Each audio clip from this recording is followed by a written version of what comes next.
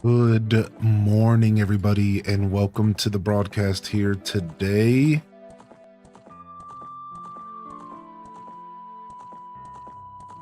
Good to see y'all back in here. Welcome to the broadcast. Welcome to the show. Happy Saturday.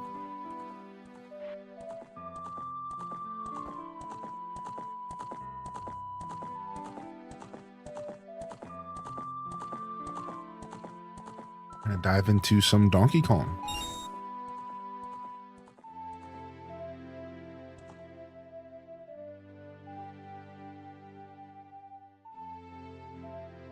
Some Danker Kong Balanza.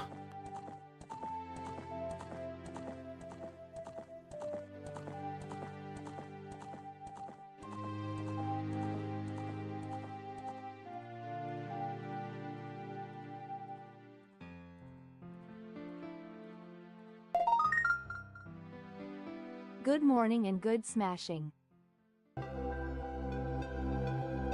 right.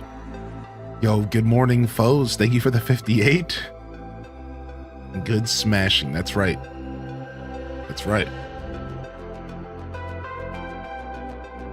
Welcome to the show, everyone. Happy Saturday. We're back. I'm Bliss, first in the chat. Can't be stopped. Red Museum, good morning. And welcome to the broadcast. Little Buttum, Batcat Plush, good to see you today. Trips 14.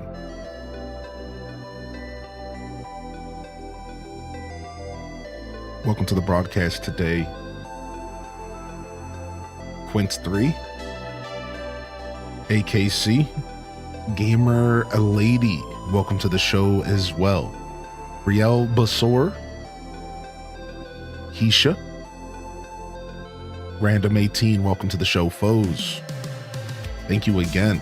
Mike 84, DKC2 David, good morning. Zezaver, good morning. Welcome in here, Druck. Chicken Tendos, Perpetrators, Casino Roy, Dragon Tamer Mum, Mahogany Chica, Petite Princess, Simcetera, Casino Roy, good morning.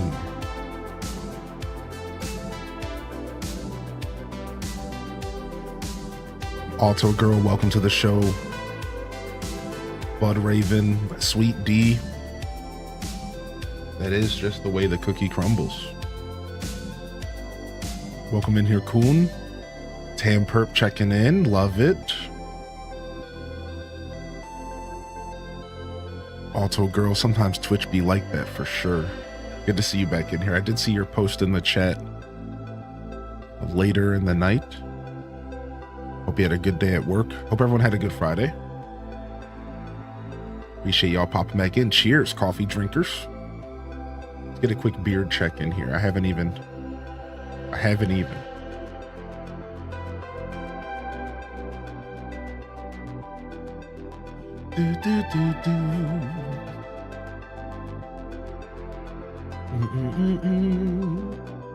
Not bad today.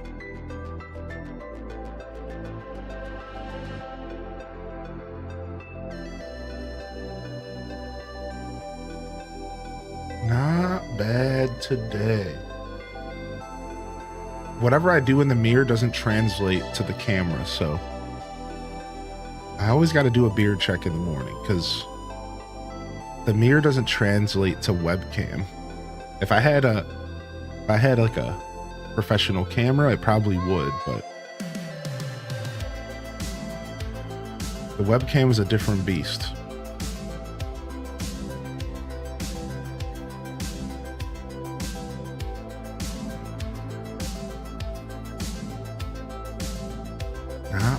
Not bad at all. 3 pretty decent beard days in a row. I'd say we're blessed.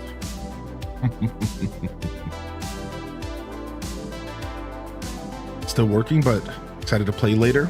You've been enjoying the game, foes? Glad to hear that you've been enjoying some Donkey Kong Bonanza. Yo, Blood Raven. Take it easy, all right? Sorry to hear about the sleepless night. What up, Shy Chai?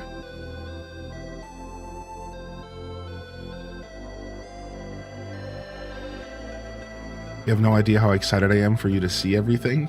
I'm pretty excited to continue our playthrough today. What up, Springs Love? Good morning. Good to see you today. And welcome to the show, Jen. I love it so far, but I miss Mario. That's okay. Mario will be back. Don't worry. And what I assume to be a pretty new adventure. So, if they released... I started thinking about this last night. If they released Donkey Kong Bonanza, which in a lot of ways is kind of the spiritual successor to Odyssey, that means the next Mario is going to be nothing like Odyssey. For better or for worse, they're going to do their normal thing, and they're going to really mix it up, right? Because like outside of Galaxy, every 3D Mario was pretty different from itself. I think we're getting a pretty unique experience. I don't think it's going to be anything like Odyssey. Yeah, I trust them too. We'll have to see what happens, man. It could be a year or two. Definitely could be wrong. They could keep going with this formula, I suppose, but I don't think they will. Does it get harder the more you play? Sure. It's a pretty natural difficulty curve. The environments get a little bit more trying. The enemies get a little bit more thought-provoking. Slowly but surely, you can't just punch everything in front of you. You have to think around some sort of trial, right? Example is in layer 600, they introduced these thorn monsters. And if you try to punch them, they hurt you. And it hurts pretty bad. It's like a heart and a half. So at that point, you have to make a decision. Well, how do I fight this thorn monster? Well, you have to grab a piece of the ground and you have to hit them with a piece of the earth. Whereas up until that point, you could pretty much punch everything. So you see there's a natural progression in the game.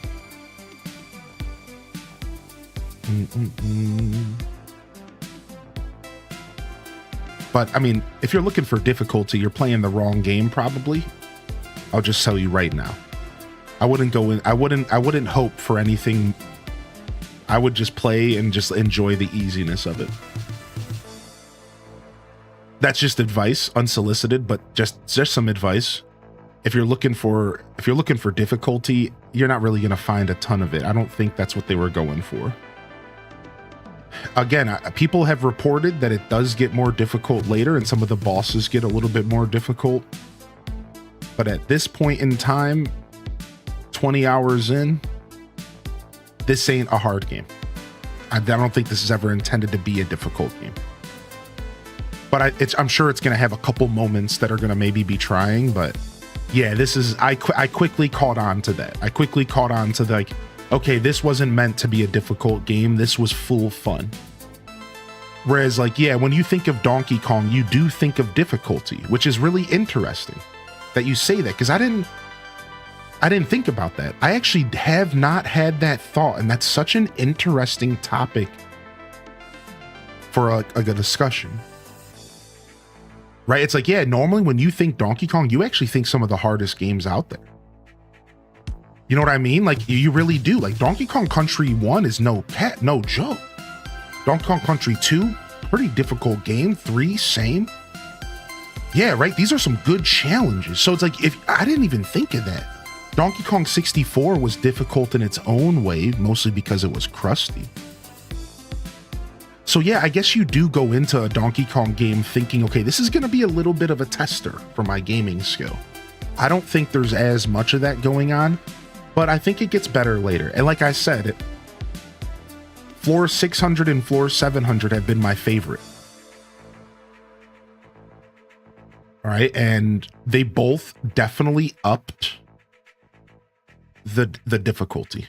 So if that continues, then I'm thinking maybe by the end of the game, I might, actually be tested a little bit here and there.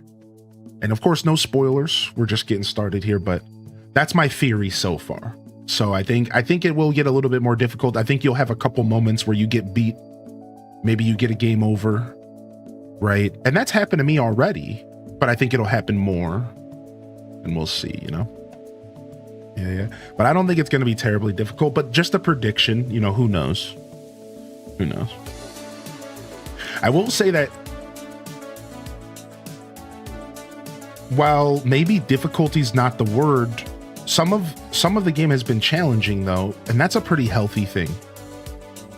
Just as Drux said, some of the bananas have been tricky. Some of the bananas have maybe been a little bit trying, right? A little bit challenging, where you're just like, wait, hold on, what am I doing here? Right? Tricky's a good word to describe it. For sure.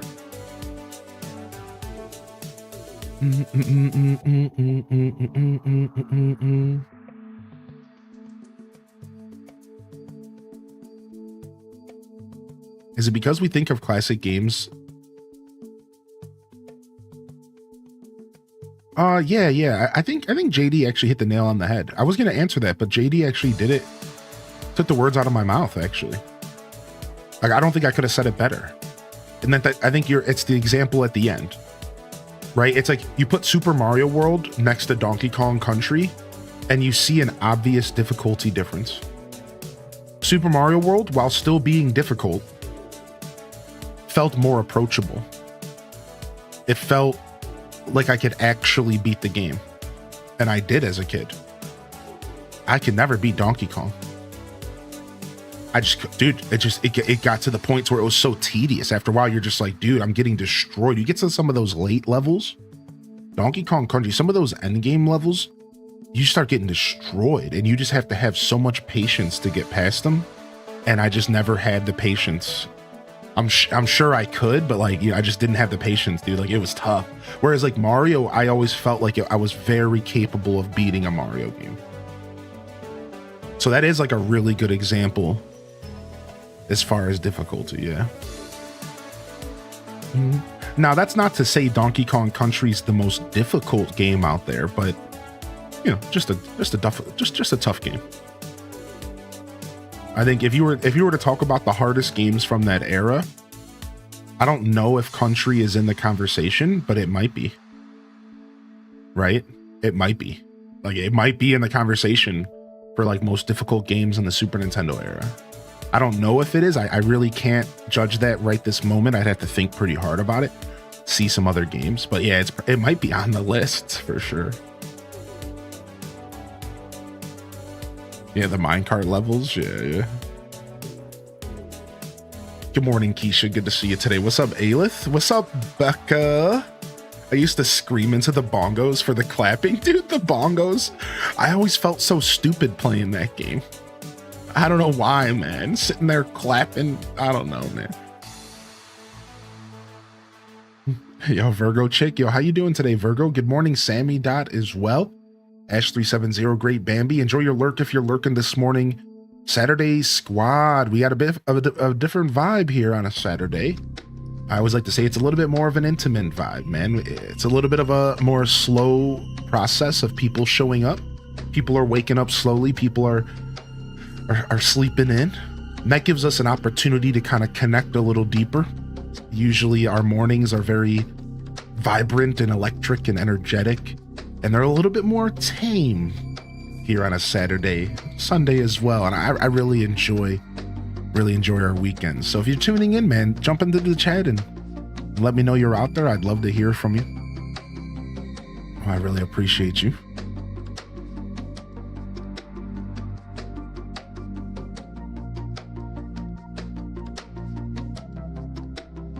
Yo, Beach Street. Yeah, we were playing, before I moved, we were playing Donkey Konga.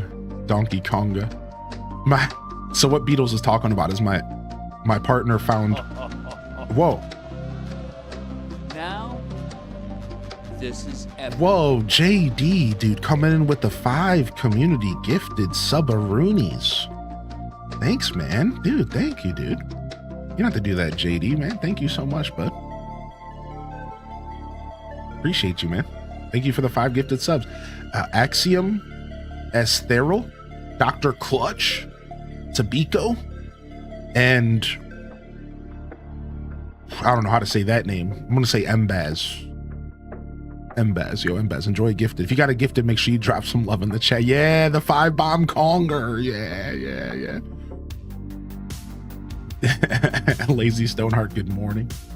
Welcome to the show, Chaos Queen Eva. Welcome back. Funny, I say the word tame and Chaos Incarnate enters the chat room. That's usually how that goes, right? Yo, Jelly the Gamer Mom and Mill Imperial, good morning. Welcome back, buddy. Enjoy your sleepy lurk today. What's up, David? Welcome to the show this morning as well. AKC. Leia, of course. Always wonderful to see you, Leia. Good morning.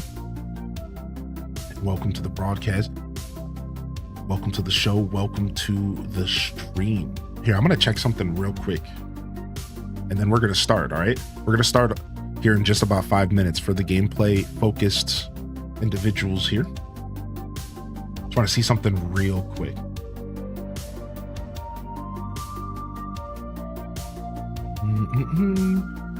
I used to always sing Silver Bells to this song for some reason. Silver bells, silver bells. Okay, I just wanted to poke around real quick.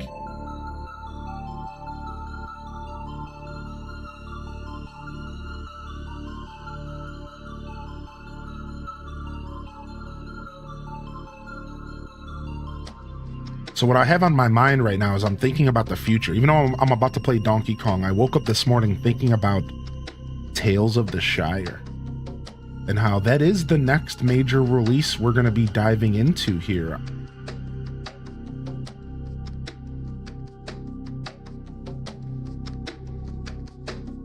That is the next game we are going to be diving into on the channel. And I just wanted to quickly check my email, because I haven't been checking my email. I just wanted to see if there was any information in there about the release of the game. I think it's July 29th, right? July 29th, I think. Dude, I'm excited, man. I think Tales of the Shire is going to be sick. It's going to be a very, very chill game. And if it's the way that I think it's going to be, it's just going to be it's going to feel like we're playing a mix of DDV and maybe some Animal Crossing, right? It's going to be like very foraging heavy. And then you're going to go and cook. And hopefully there's a cooking mini game, right? Hopefully there's like a cooking mini game. And then we're going to be like hosting party guests and decorating. I'm not sure, but it comes out soon. I think it's July 29th. Yeah. So I was just thinking about it. I just want to check my email real quick. Hello, do you want to hear a joke? Sure, but my finger's hovering over the ban button. Okay, go. All right, boom. Gone. Anyways. Next. Let's go play some Donkey Kong. Do, do, do, do, do, do, do, do, do. That one was fast. That one was easy.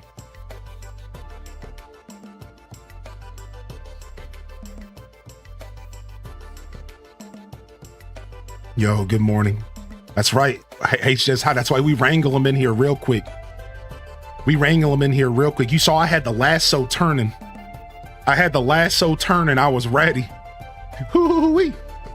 Good morning, Hammy. Good to see you back in here, my dude. Happy Saturday, buddy.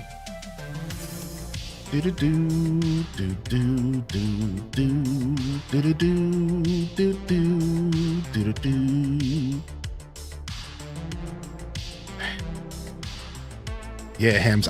You mentioned you were, your location, your temporary location, the other day in chat, and my first thought was, man, we got to get homie to drive up here.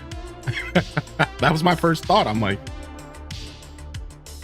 homie should drive up, dude. We should crack a brew real quick. I hope they make an unban request for a good laugh. Was the joke being banned? I think it was. Yo, thanks for the follow coming in. Good morning. Oh, and we should say good morning to YouTube real quick. Yo, if you're hanging out over on YouTube again, good morning and welcome to the broadcast. I hope you enjoy the show. Enjoy the Lurker Zone. And thank you for participating in my content in any way that you want.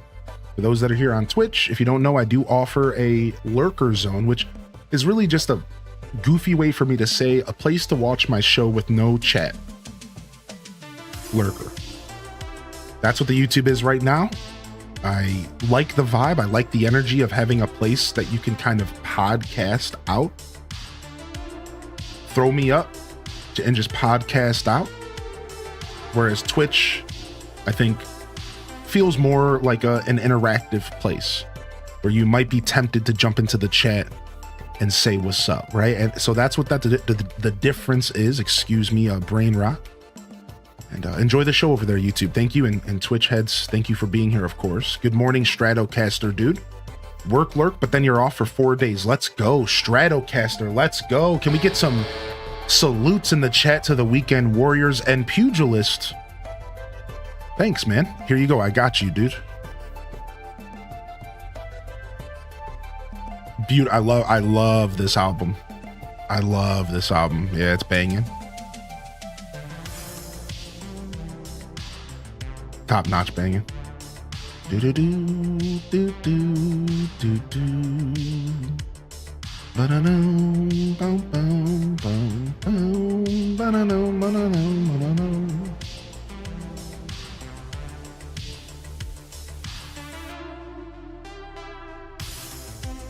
You have 3 clients today? All right, will you let me get out of here? I don't want to play Donkey Kong Artist right now. Let me get out of here, man.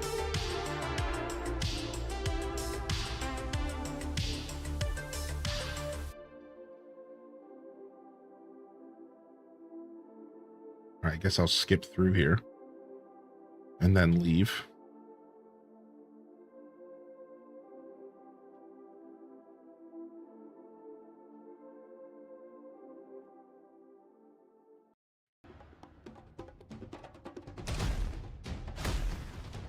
All right, we're in, and we'll do a quick recap. Last where we left our save file, we've been playing for 2 days, and we played for just about 20 hours, I imagine, maybe a little bit more.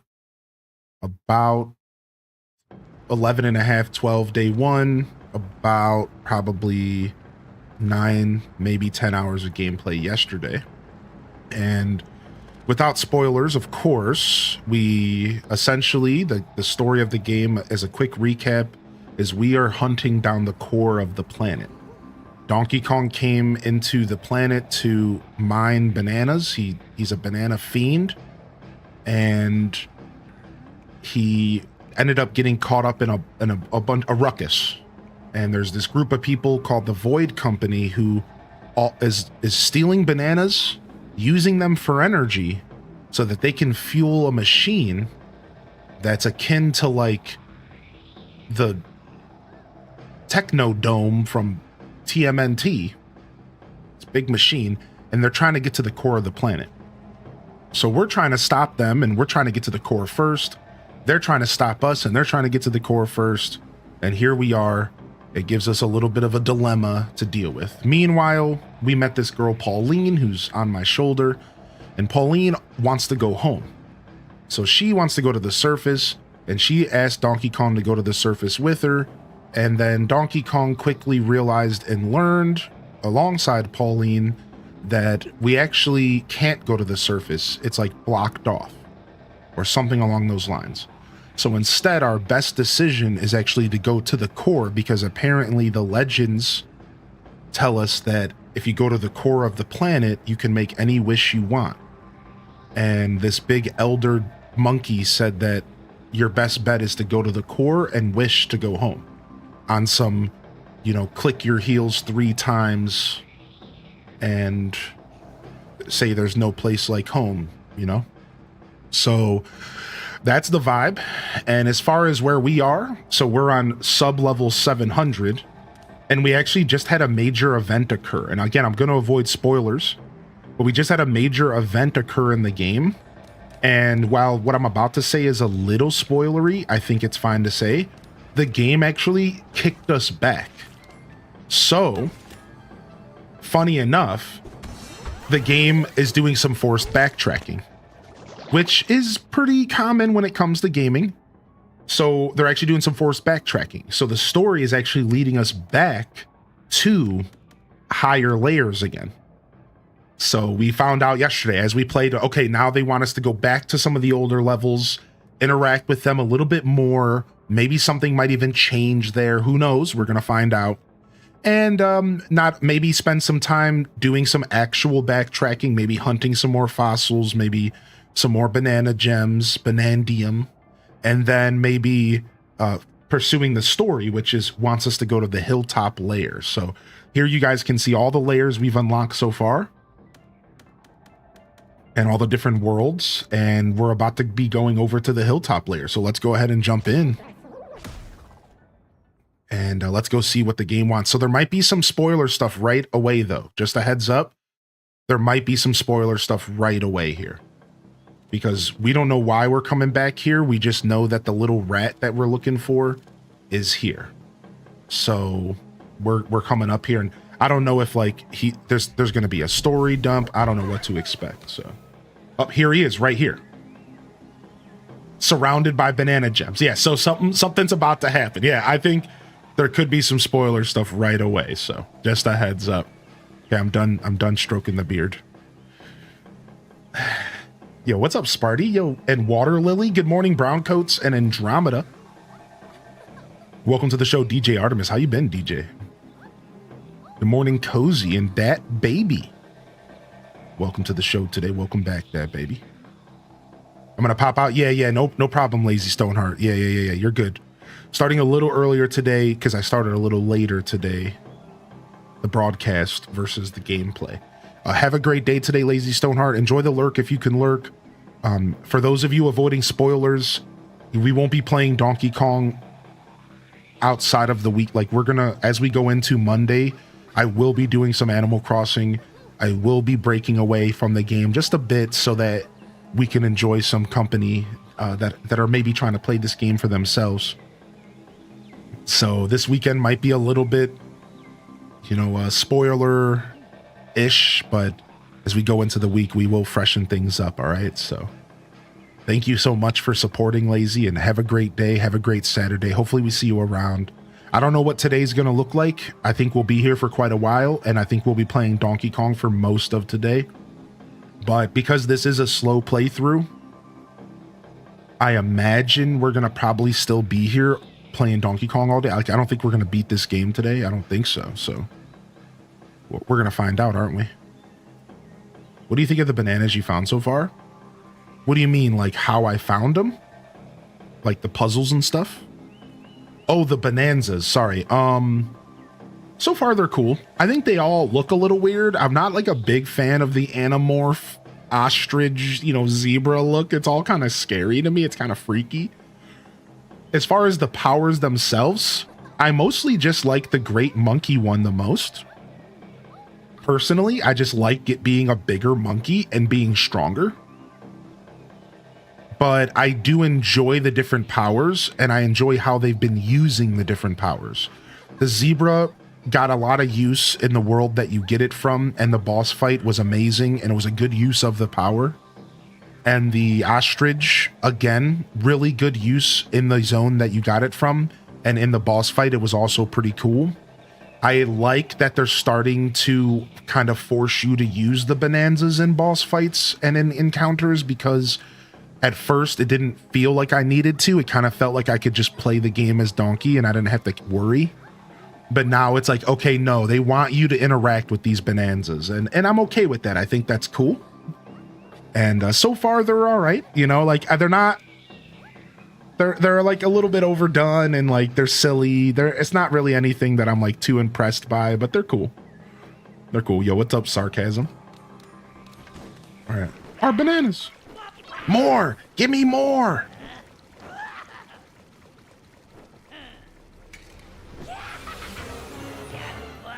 Say bye-bye to the bananas. Void Kong.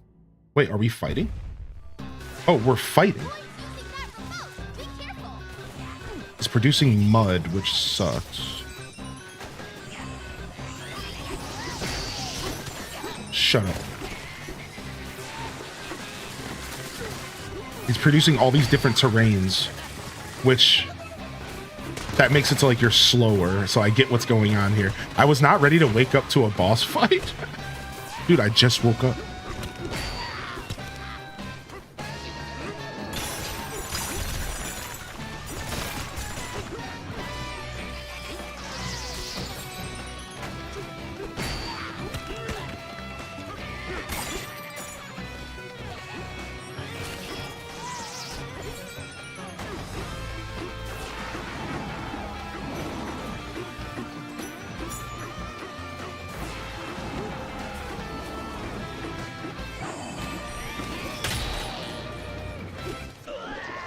Nice, jacked him up, dude. The music there was really good, right? I've got places to pillage. See ya, losers. I had a feeling he was gonna run. We gotta go after him. Chase after Void Kong. Interesting. So it's like a backtrack sequence, but they're also kind of giving me the freedom to just not do much backtracking, but I'm gonna hang out for a minute. Like, I'm already here. I might as well as look for a nana or two. Yo, what's up? We Are the Sun. Thanks for streaming at an ideal time for Europe. I've always been pretty Europe friendly as far as my stream times. No problem, bud. Enjoy your day today, and thanks for lurking. I heard this game is a 10 out of 10. I'm interested to see your take. I do have a first impressions review if you want to check it out. Exclamation point review. Otherwise, you're welcome to ask any questions. So far, I'm pretty impressed by the game, though. I can tell you that much, at least. So far, I'm enjoying the game, and I think it's receiving the praise that it deserves. I'd go as far as saying that. Sure. I think it's receiving the praise that it deserves. I think so. Dude, he like ruined this place. He ruined this poor little town, dude. Yeah, I think it's receiving the praise it deserves for sure. What the heck's going on here? Wait, so it did kind of change the whole area. There's like new stuff to do here. Wait a second. That's sick. All right, let's get rid of all this dirt and mud. Yeah. I think it's receiving the praise it deserves. That isn't to say that it's for everybody. You know, not every game is for every person, but I'll say that it definitely feels like a next generation platformer. That's like maybe a good way to word it. It definitely feels like a next generation platformer. You know, the same way that like in a lot of ways Mario Kart actually kind of felt pretty next generation. You know, I know there's a bunch of controversy around Mario Kart and whatever, you know, that game's just been tainted because of the price and all that. But in all reality, Mario Kart obviously felt like a next generation Mario Kart. Like it felt like the next progression. The game, the looks, the visuals, the open world. And this game feels the same. It does feel next gen. It does feel like the natural evolution, if you will, of platforming, especially from the team that we got it from, which is the Odyssey team.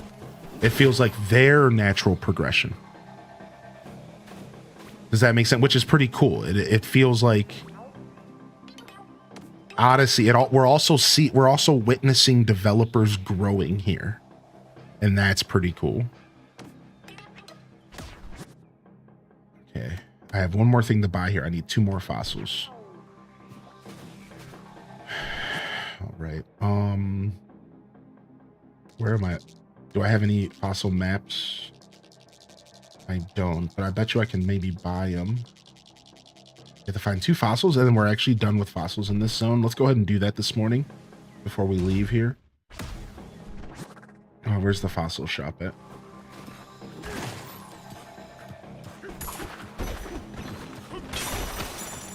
Dude, get this ice out of here. I'm done slipping around.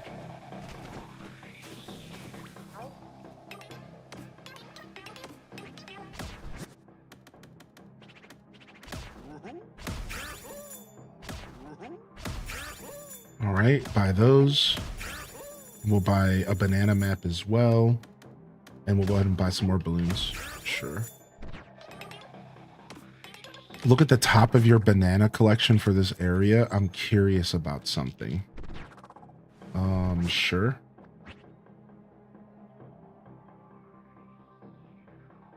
Caffeinated Spirit, good to see you today, by the way. I don't know if I said hello to you.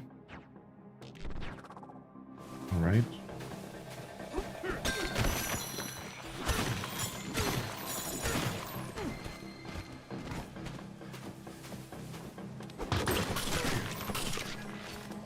Okay. All right. We get these other fossils real quick. Terrain manipulation reminds me of No Man's Sky. Yeah, dude. I can see that. Weird that these are closed off all of a sudden. That's so weird. Are they closed off because of the situation we're in? That's obviously what's going on. That's so goofy. As if they were saying, like, don't do that stuff. Just follow the story right now. I'm gonna go get these fossils real quick first.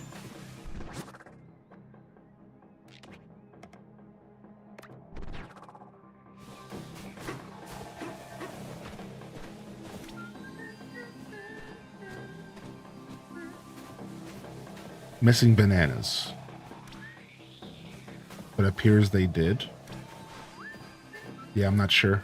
I don't know anything about that.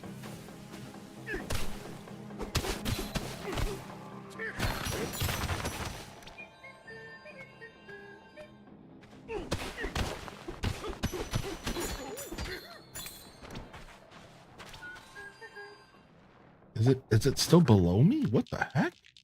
Oh, it is. What the frick? Where the heck is that at?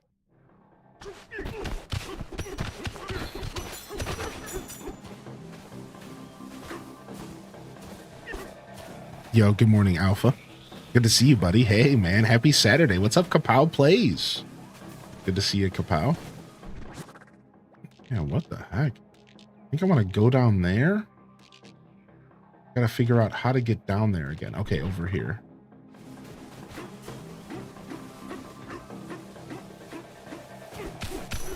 I know, the whistling mechanic is whimsical and fun. I couldn't agree more. Oh, wow, they closed it all off. Okay, so they're like, this isn't necessarily backtracking. So, again, this game just keeps you guessing, dude. All my preconceived notions of, like, how games usually progress are just always wrong with this game.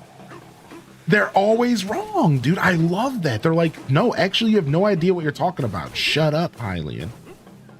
You're not backtracking. It's literally a moving boss fight. I think we're like doing a roaming boss fight right now. They don't want me doing nothing right now. Okay, we're going up here. Yo, good morning, Pixie Rose. And how are you today, Alpha? Welcome in. Yeah, I'm not sure about that, Chaos Queen, but no problem. Glad to check for you. The Lagoon Layer. Okay, here we go. Sublayer 101. Uh-oh, there's something pretty nasty looking up there. Okay, here we go. More! Give me more! Are they gonna make me fight them again? They're making me do like these boss fights in the middle of like towns and stuff. It's pretty sick, actually. Like, I really like this. Here we go again. Yeah, we're like destroying the towns.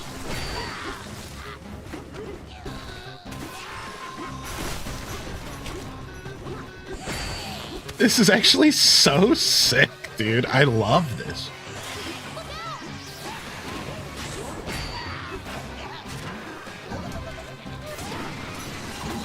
Whoa, vines. I was not ready for that. I don't know what to do here. I need to grab some earth.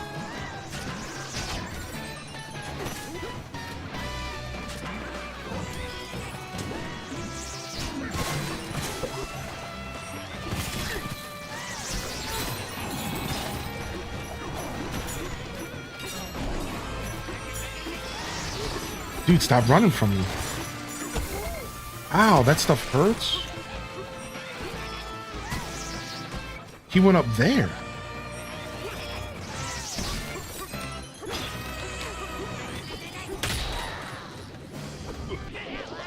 What the heck? He climbed the Kong. Got what I came for. I'm out of here. Boy got away again. We gotta go get him. Wait, what do you want? You saved us again. Thanks a bunch. You two turned out our choppy waters back to smoothing sailing. What a greedy pest. How could he steal an old Kong's snacks like that? Poor old Kong. Ah.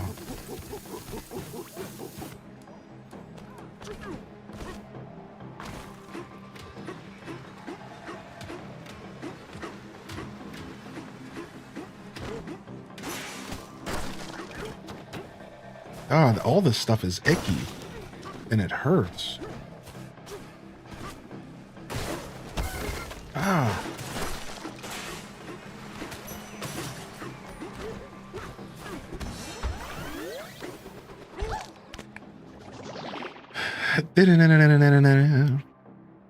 All right. And we're back to the junction. So they sent us back to 2 higher zones to send us all the way back down. Okay, so maybe we're done chasing him. Maybe we just get to fight him, actually, right? Possibly, maybe. Makes sense why the worlds reset after you leave them then. Yeah. The art in the loading screens are top tier. Yeah, I really enjoy that. I'm assuming it's like concept art. Yeah.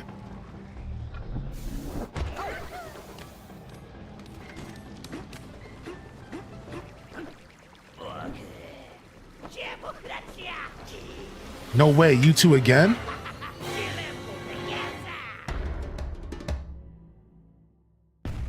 Void Kong.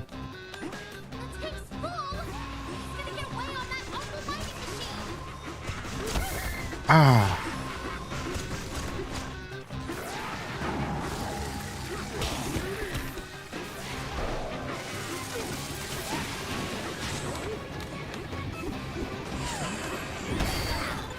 Got him.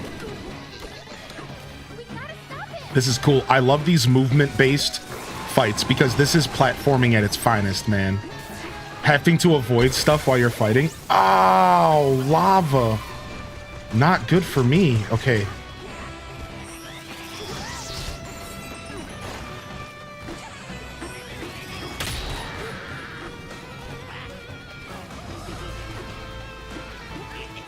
Okay.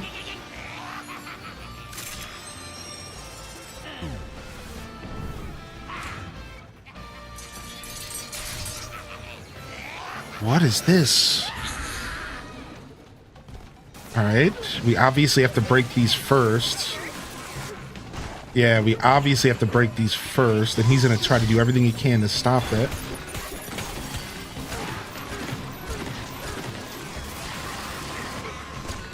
Okay.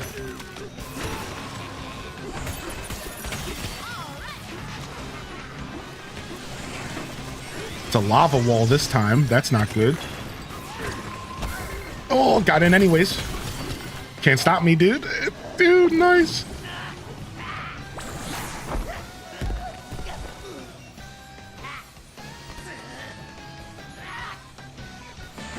Stay away from me? Oh, no, I'm not staying away from you, buddy. I'm coming for you, buddy. I don't know why I'm not just punching the dirt. Yeah, why am I trying to jump over it? I could literally punch it. I'm freaking Donkey Kong.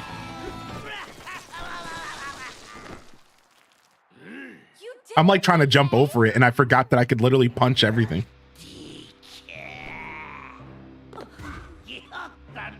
DK, a name I won't forget. Of course not for you, so stay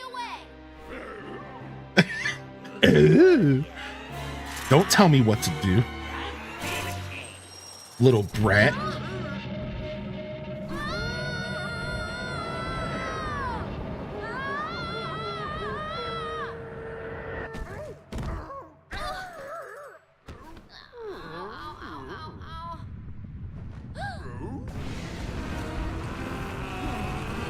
Oh, baby. The Tim Allen grunt. Ooh. You'll join me sooner or later. Why? Why won't you leave me alone? You don't know about your own special power? Uh-oh. So even if you do get to the planet core, your wish won't come true. My own special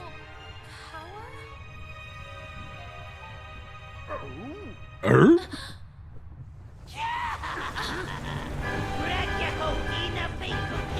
Come back to me, Pauline. I'll tell you all about it. Yeah, I know, right? Yeah, great villain. Yeah, just tell him your plans. Classic villain. Here's everything you need to know about how to beat me.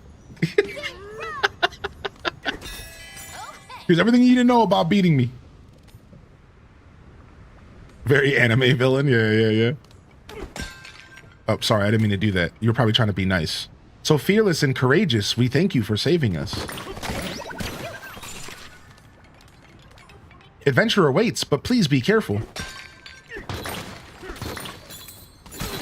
All right, nice. The journey continues. We're still hunting down the Void Company, baby.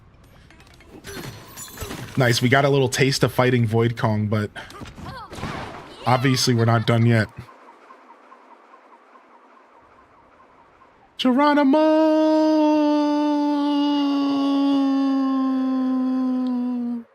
What's up, Ostrich Breath? All right, we're probably going to sublayer 700 or 800 here. I'm real excited for a new level. Look at our super dope bow tie. I keep thinking about what Boyd said. What did he mean by my special power? And why did he want to bring me down here?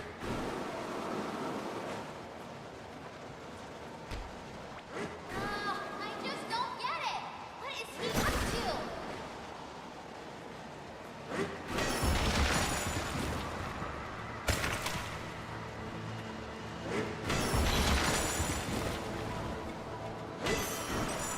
Nice.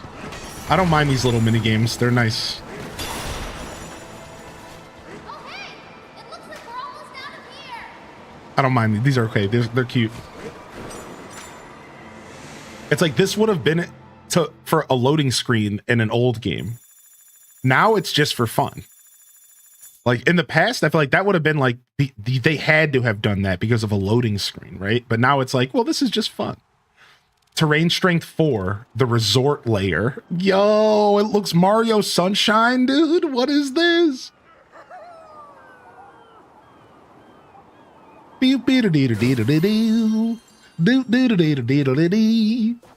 Dude, massive watermelon?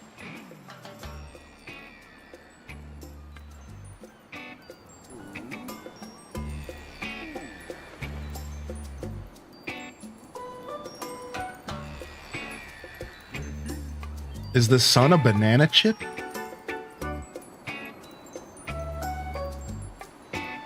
Good morning, everyone.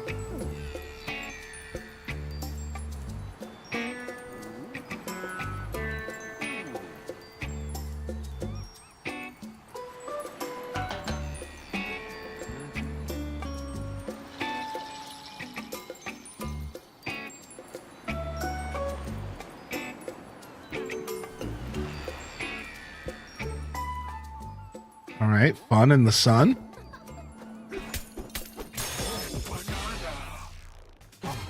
What's up? What's up, Kai Bells?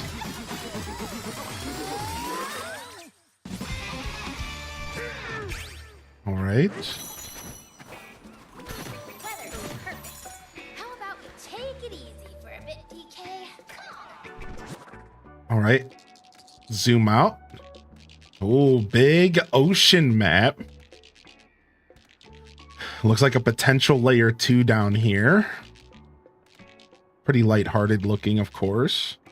But we're going all the way up into the sky on this one. This looks like a pretty fun world, dude. I'm pretty stoked. Let's go, man.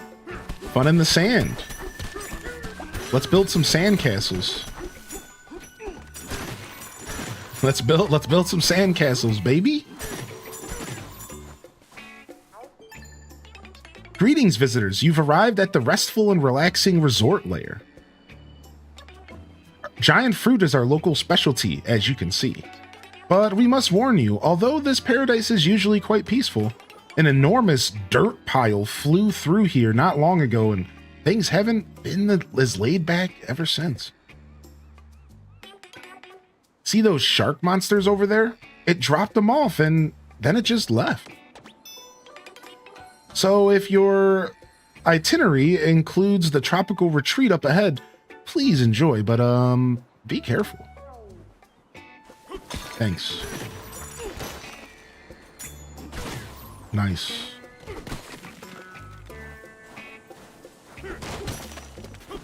If you look to your right, you can see Anakin complaining. Do you know how to surf yet? What are you talking about? Surfing?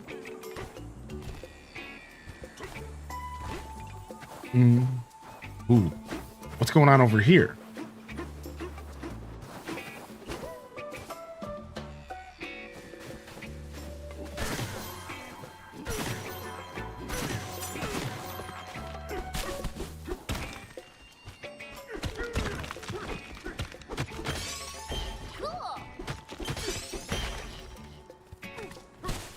Anakin was justified. This is like a Stonehenge, maybe? Did you bleach your fur? We went with, it's called Dusty Olive. I know, I like it. I've always liked olive as a color, though.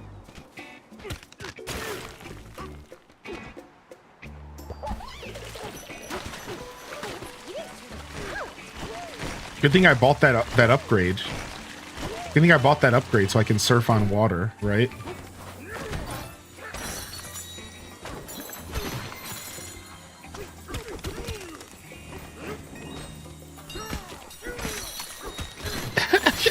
Dazza, thanks.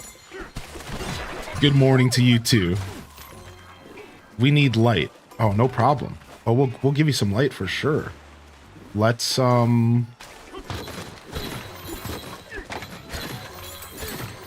let's go Bonanza mode.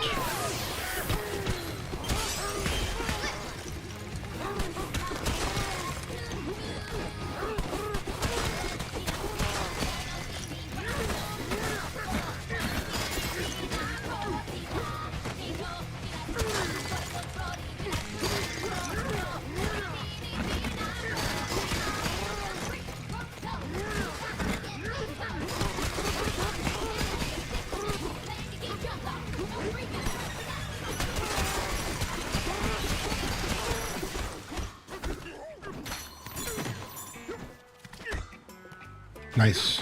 Got a couple chunks left so I can finish the job.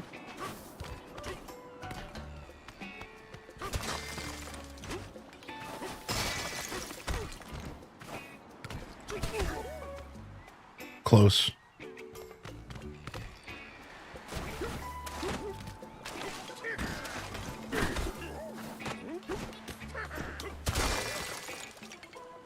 All right, I need some gold. Gold recharges my banana form.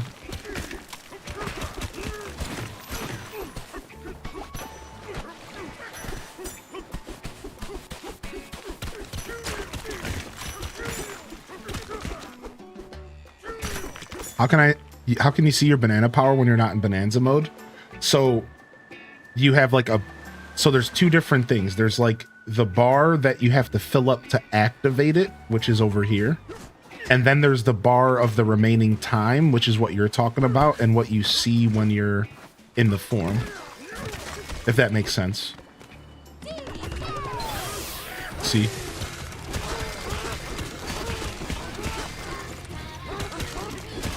So gold fills up. Gold and melons, I think, both fill up the bar that you're seeing on the left of the screen. I think gold and melons both fill that up. Uh-oh, we're cheeked up. And there's no way to fill up this bar. The bar that's over my head, that doesn't fill up by doing anything. It only goes down. It cannot fill up. And once it goes down... Now, that's a lie. I do have melon juice. that melon juice has something to do with something as well. I think the melon juice fills up the circle. That's what it does, yeah. So yeah, once you're in the form, there's no way to make that go back up. It only goes down, and you could just slow down the rate in which it goes down by using outfits and upgrades. So there are outfits you can get that slow down the rate in which the Bonanza form goes, or rather a better way to word it is extends the Bonanza form. Hey, a banana!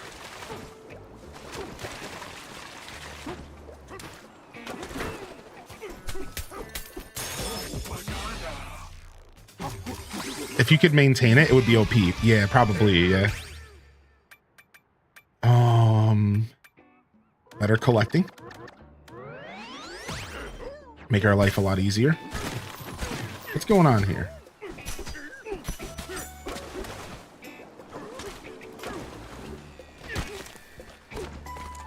I love that you can surf on water. I'm obsessed with this, actually.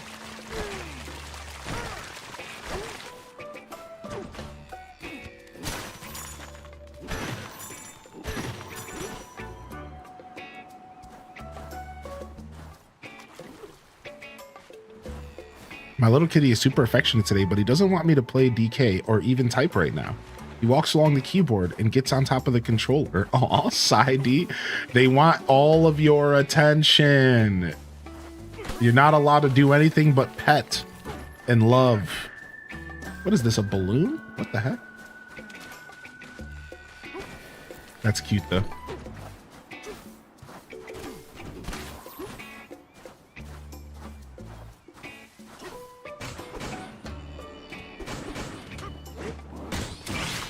Oh, nice. This is a Yiga's favorite video game. True. Very true.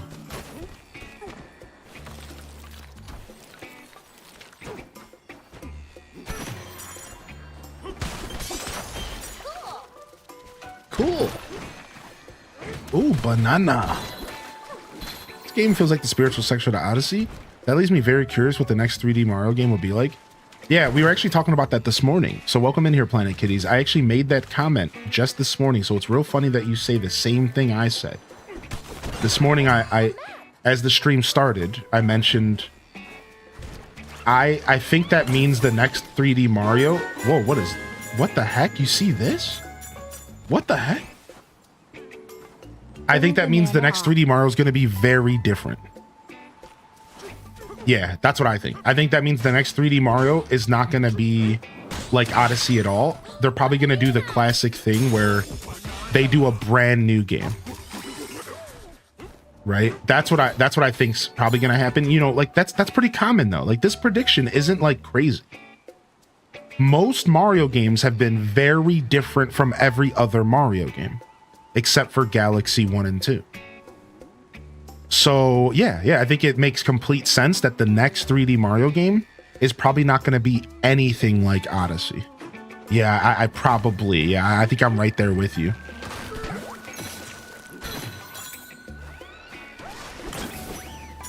What a crazy creature. What the heck? What the heck? It creates a rainbow? What?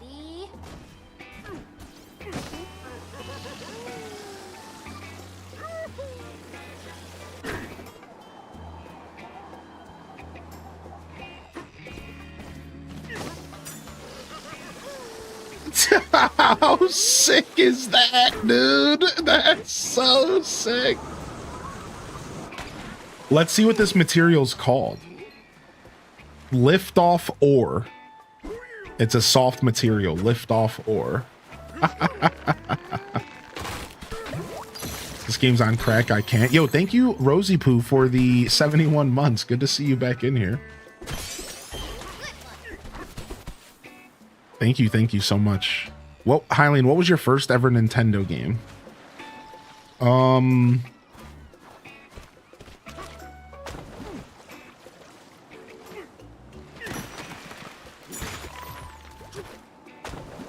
on. My first ever Nintendo game was Super Mario Bros. 3. Okay. Super Mario Bros. 3 for the Nintendo. So my brother got a Sega Genesis when I was 3 years old. And the first game I ever played was Sonic 2. And we only had a Sega Genesis in the house. But a friend of mine who I met when I was 3 years old, and I still know him to this day. I'm trying to reconnect with him right now, and HDES blesses that it all works out. You know, people outgrow each other, so. But he had way more video games than me and way more stuff than me, but he also had a Sega Genesis, not a Super Nintendo, not yet, not at that age. So I remember I would go to his house and I would play Sega Genesis as well. And then, but at this point it was like play dates, you know, it was like moms setting up play dates, right? Because I'm 3 years old. So I'm just like, I'm going through it all in my head. So I think it was maybe around the age of 4 or 5. My mother brought home a Nintendo with 2 games, Mario 3 and Michael Jordan and Larry Bird's Slam Dunk Contest. And those were the first Nintendo games I played. I was probably around 4 or 5 years old. Quickly after that, my friend that I mentioned got a Super Nintendo. And I was able to play like Super Nintendo games over there, but I didn't have my own. I was only able to play, those were the only 2 Nintendo games I had, and a third, which was this California sports game. Otherwise, it was just the Sega and the games my brother brought, and then the Nintendo. And that was all I had except for my friend's house. And then maybe by the age of 7 or 8, I got a brick Game Boy given to me as a hand-me-down. So I got my first ever personal console, and it was a brick Game Boy. And I got given Tetris and Link's Awakening and Pokemon Blue.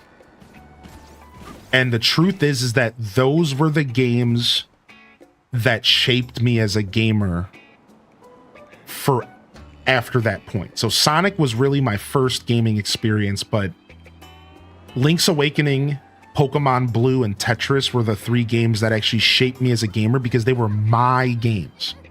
And I could sit there in front of an outlet because I had a plug. I didn't even have batteries. I had a plug. And I would sit in front of an outlet and I would play those 3 games every waking hour of my existence at that age.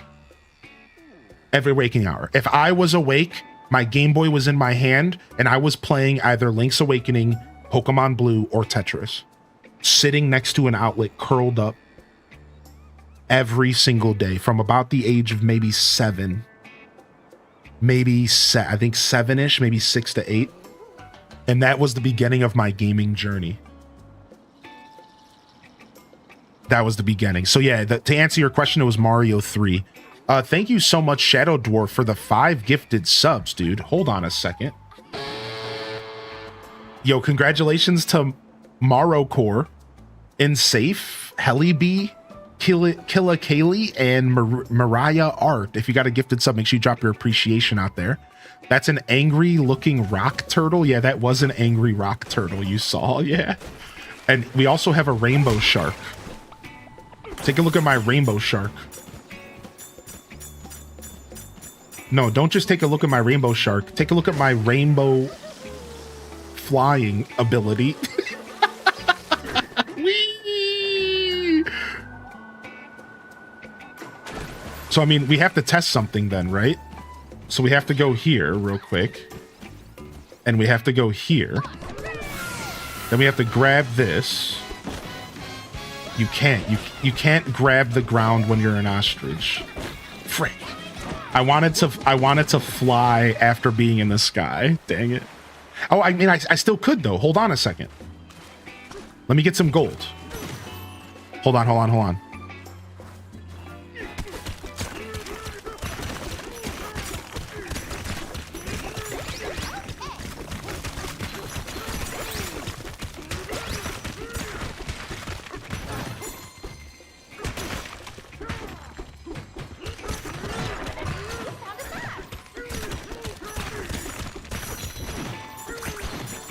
All right, so this is how it's gonna work. We're gonna go into the sky, and we can transform into the bird mid-sky.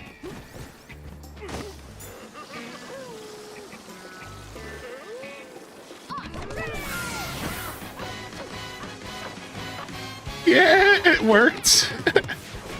Nice. I just need to upgrade so I can fly longer. Nice, dude.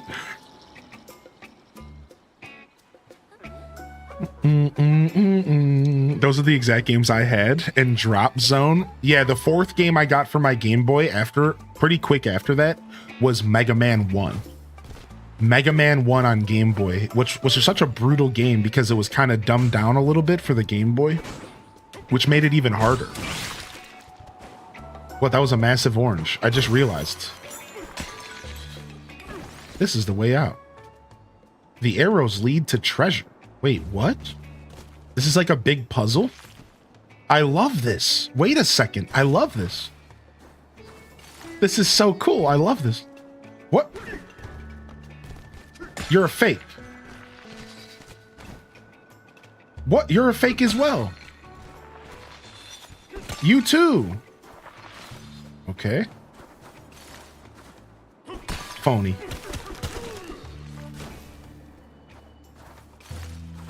Phony. Okay.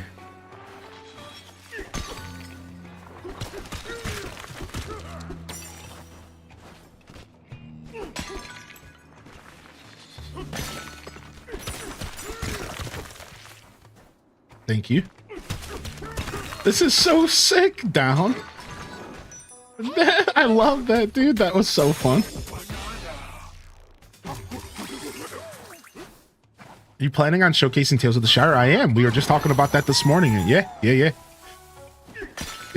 I was just saying the next major release that we're going to be showcasing on the channel is going to be Tales of the Shire on July 29th, I believe, is the release date. That's right. That'll be the next major game that we showcase on the channel coming up here at the end of July for those that are looking forward to it. And then after that, we have the Grand Bazaar. Right? After that, we have the Grand Bazaar. When in August is the Grand Bazaar?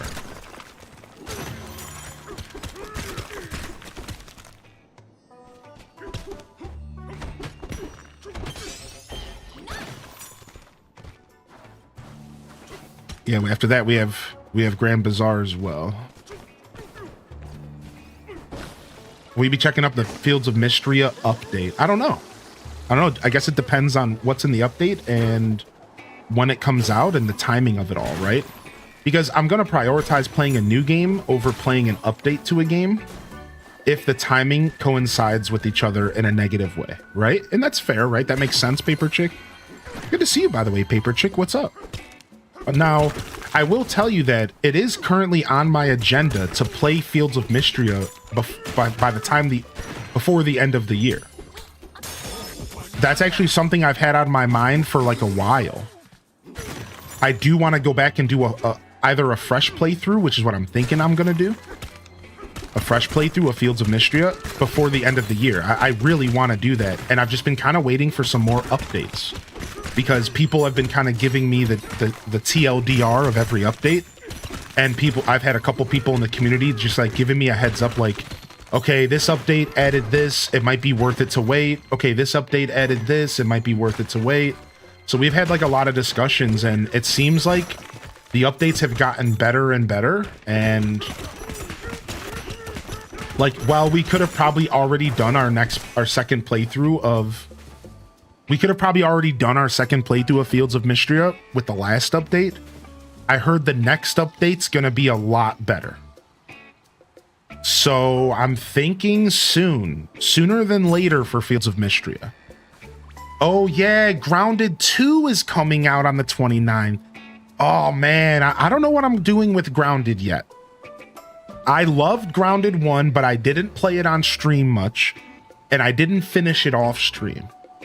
I'm assuming I'm gonna love Grounded 2, but I'm in the same position. I don't know if I want to play it right on release. I don't know if I'm gonna want to go back and play Grounded 1 first, which I still have a week or so to do that. I could maybe do that. So yeah, that's a tough one. I forgot about Grounded 2. That one just kind of snuck up on us. Did Fields given an idea of an official release timeline yet? I don't think they have. I think they're still working on updates at the moment. That's a good question, though. So, out of curiosity, when does the next Fields of Mystria update come out? Thinking back, the main Game Boy games I remember were Super Mario Land, Tetris, Pac-Man, Final Fantasy, and Mega Man 2. Yo, look at this. Oh, this upcoming Monday. Oh, nice. So it's sooner than later.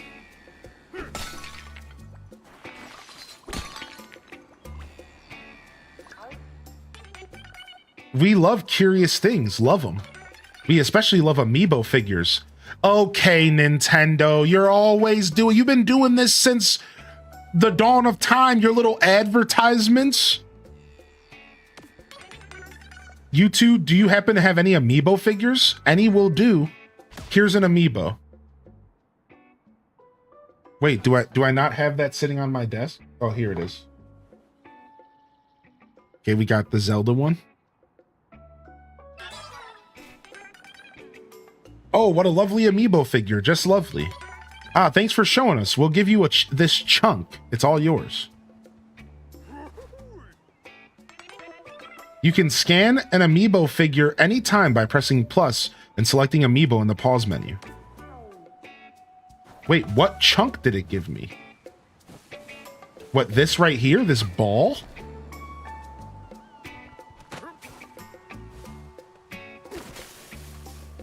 I mean, it is cool. What? What? Let's see what the material is. Focus. It's just sturdy stone. It's no different than this.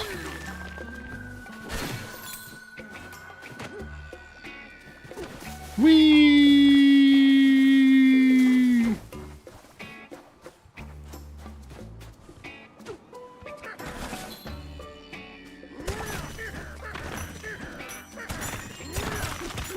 And it broke about just as fast as every other piece of stone. What kind of amiibo feature is that? Anyways, good thing I'm not playing the game for amiibo features. Because that was pretty weak. It was weak sauce.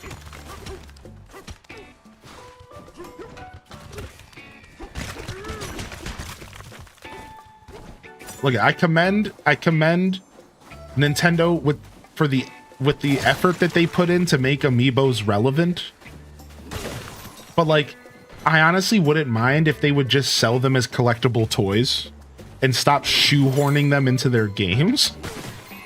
Like, Nintendo, you don't have to shoehorn them into your games. Just sell them as collectibles and be over it. And just get over it. Like, just sell them as cool little toys to put on your shelf. You don't have to advertise them as more. You don't have to shoehorn them into your games. Like, what? Like, what? Here's a ball of stone.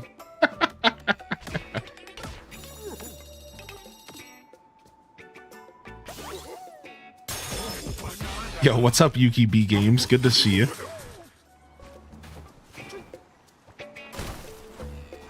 What's going on with these bubbles? Yeah, what's going on with these bubbles? Looking like some pea water. Oh, the DK amiibo gives a Pauline dress, of course. They always sneak something like that in with the amiibos, like for the game itself, right? All right, wasn't there some other shops here? Yeah, let's go see what's for sale here. What we can look forward to. Oh, just colors here.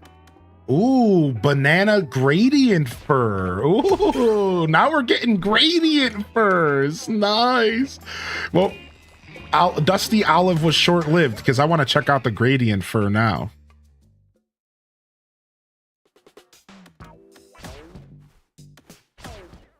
Ooh, gradient. Actually, hold up. Let's go ahead and change our outfits up because now we're back in water and we have something that helps us swim better. Yeah, swimming speed up by 20%. Beautiful. Yeah. We'll rock the swim. We'll rock our swim outfit.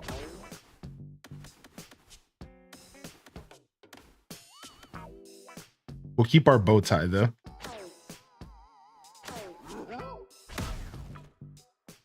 banana. Yeah, pretty. Yeah. Dang, Fields of Mystery comes out Monday, huh? That's interesting. Yeah, we might have to check it out.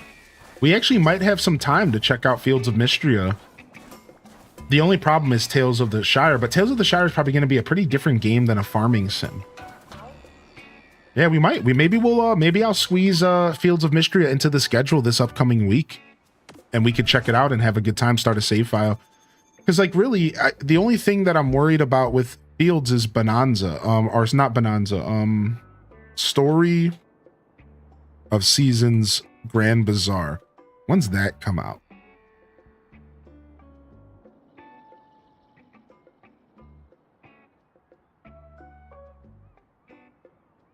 That releases at the end of August. Wow, that's August 27th.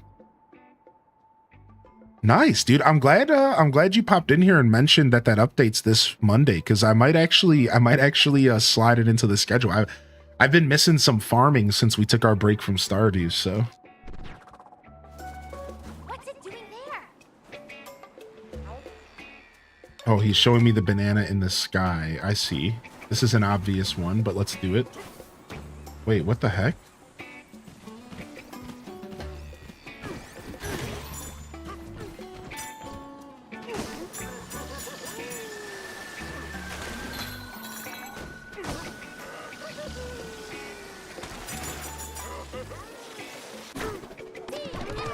We could totally get over there.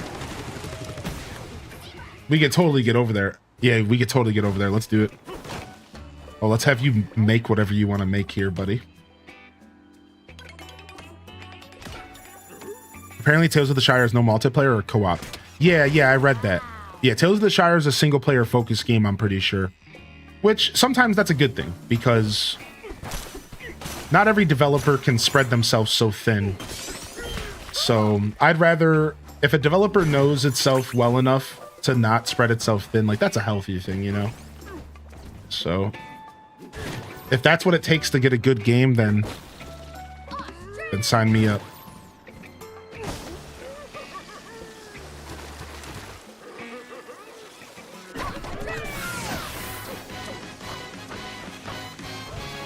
Nice.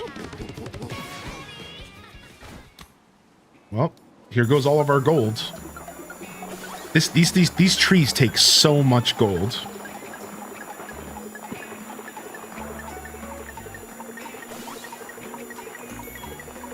Yeah, you're right. You're right, Random. That's such a cool call out, dude. The hubby and I were looking forward to playing together. Yeah. I understand that. I understand that for sure, Blood Raven. Yeah, I was just sharing my thoughts personally on like why I think they maybe didn't do multiplayer. Does that make sense? That's all.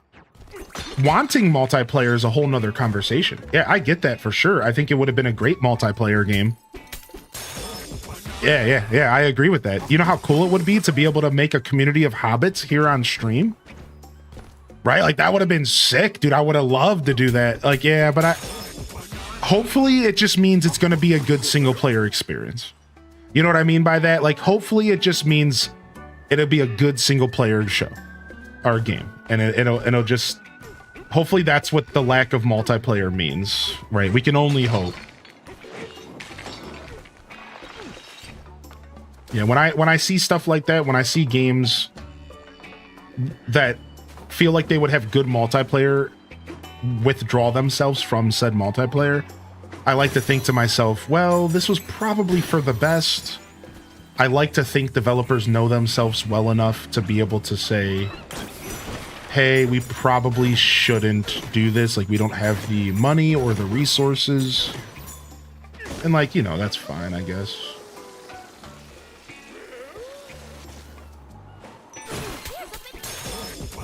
Ooh, banana.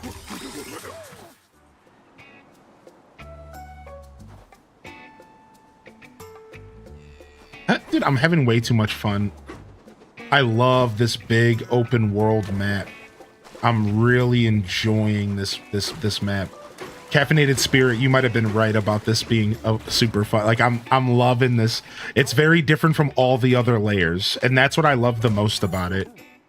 is it's feeling very fresh alongside the rest of the layers so far. All right, let's take a look around and see what we're getting into here. Obviously, we have to climb that watermelon soon.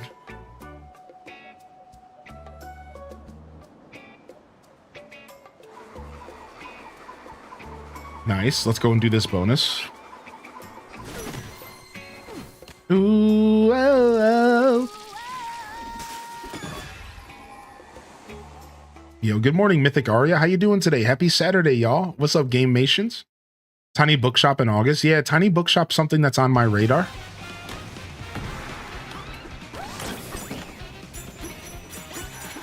No. Oh, stop it, Donkey Kong. I'm losing control. Oh, let's just restart here. I obviously bombed it. Yeah. Tiny Bookshop is on my radar. I don't know if I'll play that game, but it is on the radar for sure. Is that something you would like to see, Steph-L, or community in general? Would you like to see that game? Maybe to check and see if it's for you. I'm sure it'll be a pretty affordable game. I don't imagine a game with a name like Tiny Bookshop's gonna be too expensive.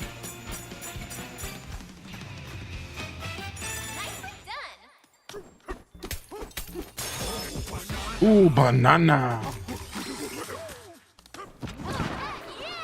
I don't think so. If y'all don't have a Switch 2, or if y'all aren't playing Donkey Kong Bonanza, what are you gaming on here on this Saturday? What are y'all gaming on? Also, what's up, Lemons and Limes? Lemons and Lime says, this tree reminds me of the Lumas in Mario Galaxy. They would eat star bits. Ah, that's right. Yeah, that's funny. I forgot about those. Whoa. I never expect those to be caves. Aw, cute. Okay, come on up here, little buddy. You're coming with me, little guy. Okay, here you go. Come on. Come back to mama. We're not done yet.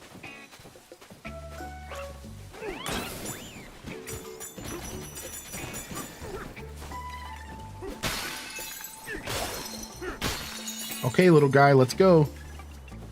You gonna jump down this cliff? Come on.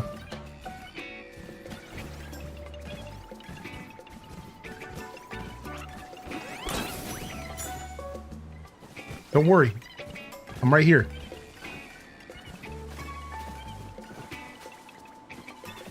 Banana number 7 and 20 I'm missing from the resort. Okay. And then the next one's maybe in here, huh? Okay, little buddy. Come on over. You're working through a Paper Mario playthrough on NSO, like the original? Keisha, you legend. Dude, that's one of my favorite games of all time. I go back to play it every like year or two. Every like maybe year or two, I go back to play that game. I love it so much.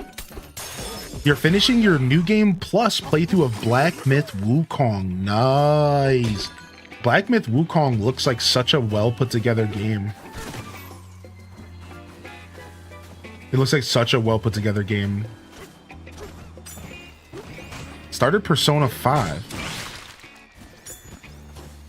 Ooh, don't mind if I do. Started Persona 5, and I'm hoping to be done by the end of summer before I go back to work. I'm 40 hours deep, and I haven't unlocked all the characters, so that looks promising. It'll be fine. I'm sure you'll be fine. It's funny. I'm gonna go get this fossil real quick. You got this, Rosie Poo. It's 42 degrees Celsius here today. I'm melting. Let's go ahead and check. C to F. 42. Oh, 107. What are you saying, dude? You keep that to yourself, homie. I don't want to hear about that. Insane, dude. Hey, I found Cranky again. Hey. Played some Animal Crossing City Folk Deluxe mod. So how did you play it, Hearts of Violet? Did you set it up for the emulator or did you manage to play it on original hardware? I heard that it's a little bit difficult to play it on emulator. Like it's like a little bit difficult to set up. You have to like do something special to set it up or something. Do we have a game recommendations channel in the Discord? We do. Yes. It's called Stream Game Recommendations. And it's specifically for me, for you to recommend games to me to play on stream. Yeah, that is in the Discord. You'll find it under the community center. So look for the community center, and then under that, there's a bunch of channels, and you'll find it in there. Okay. Let me know if you need me to at you there. I can lead you. Yo, welcome back, Lady Sky. Good morning. Welcome back in here, Lady Sky. Good to see you back in here. Jita Chan, of course. Squid's the thing. Playing some Sims 4 or maybe some Guild Wars 2. Playing some Bonanza alongside you. Very nice. What's up, Retro Kiddo? Playing some good old school RuneScape, dude. Old school RuneScape stays fresh, man. Which is contradictory to its name. It should be called Fresh School New RuneScape. Oh, look whose big hairy mug finally turned up. Who? Knock that off. It's me, Cranky. Are you so dense you forgot your own family? Listen up and listen good. It'd serve you well to hear this. Do you know why I'm down here, eh? Well, I'll tell you. It's because of a certain big shot was derelict of duty. When I heard there was a banana bandit on the loose, I knew who to blame. Just had to suss out where he ran to hide. But my job wasn't done there. No, sir. See, the so-called leader of the bunch was away for a frolic in the mines. You get what I'm saying? I had to leave our comfy island to be the hero just because you weren't around. Phooey! It should have been you riding Ramby all the way down here to avenge those stolen bananas, not me. What a rotten crook. With such filthy claws, he's out there stealing bananas with these disgusting things. There's a difference between menacing manicures and poor personal hygiene, you know. Why is he so shiny? Why is old man greasy, dude?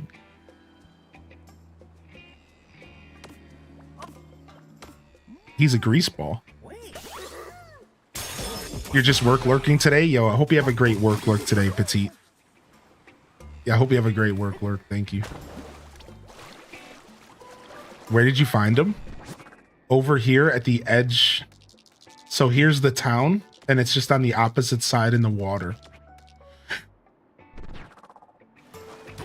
I love Rambo's face. Yeah.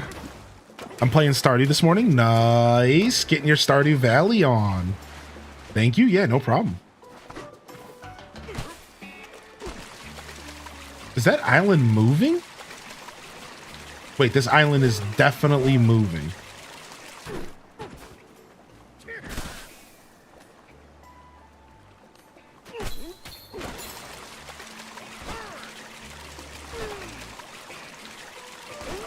It's unfortunate that I've already turned this resort into a collage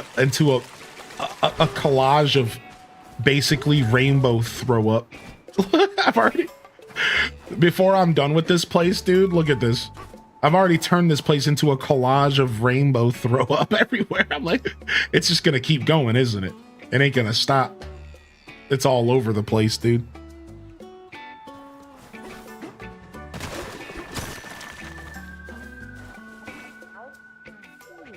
Ever dreamed of soaring through the open air?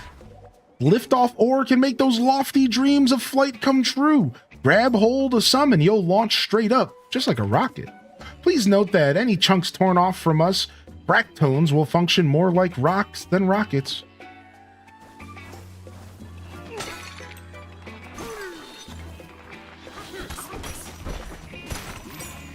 All right, let's go to this this mission up here.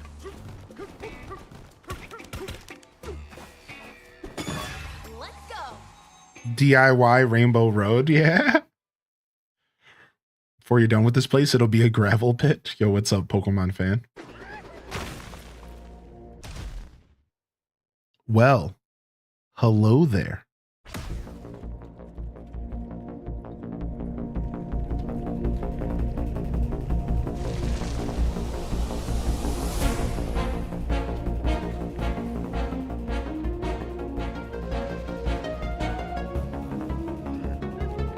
Do do do do do do do do do.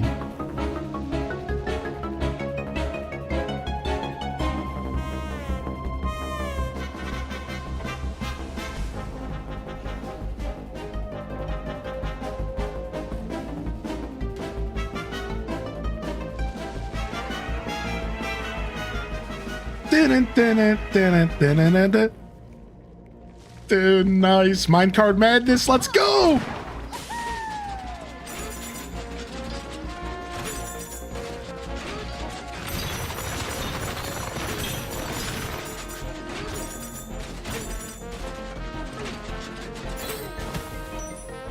Secret. Dude, they let me get off the minecart. How cool is that? How cool is that, dude?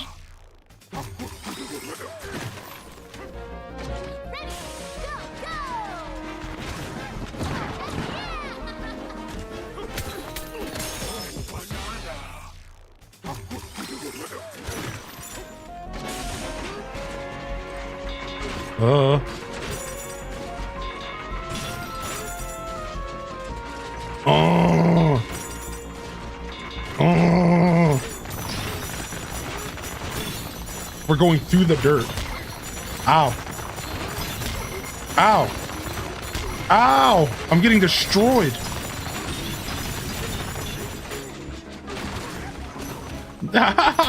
Dude. I like that those things are the Kremlings. Yeah, yeah. Oh, man. Beautiful. Short and sweet, but absolutely beautiful. I gotta do it again. I'm going straight back in, dude. Oh. I'm doing that one again, dude. I gotta do that one again. Minecart country, baby.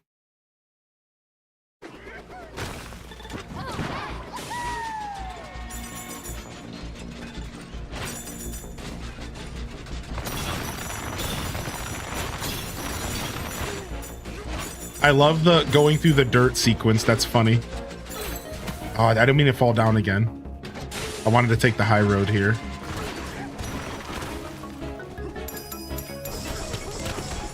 No way, I found some secret golds.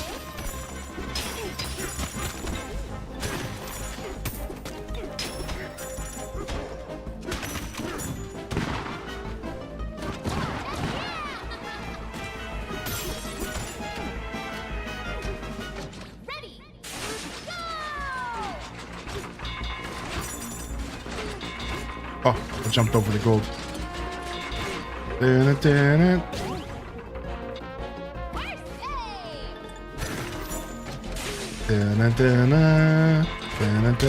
Ow!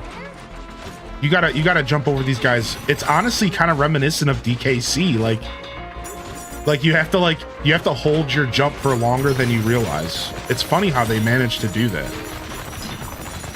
Like you have to actually control how long you hold your jump for.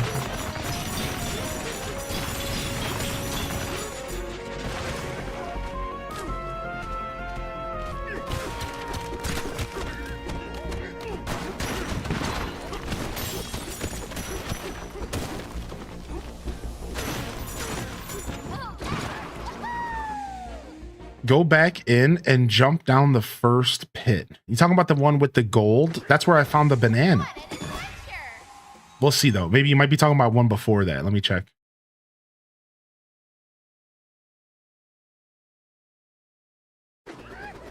Oh, right here. Okay.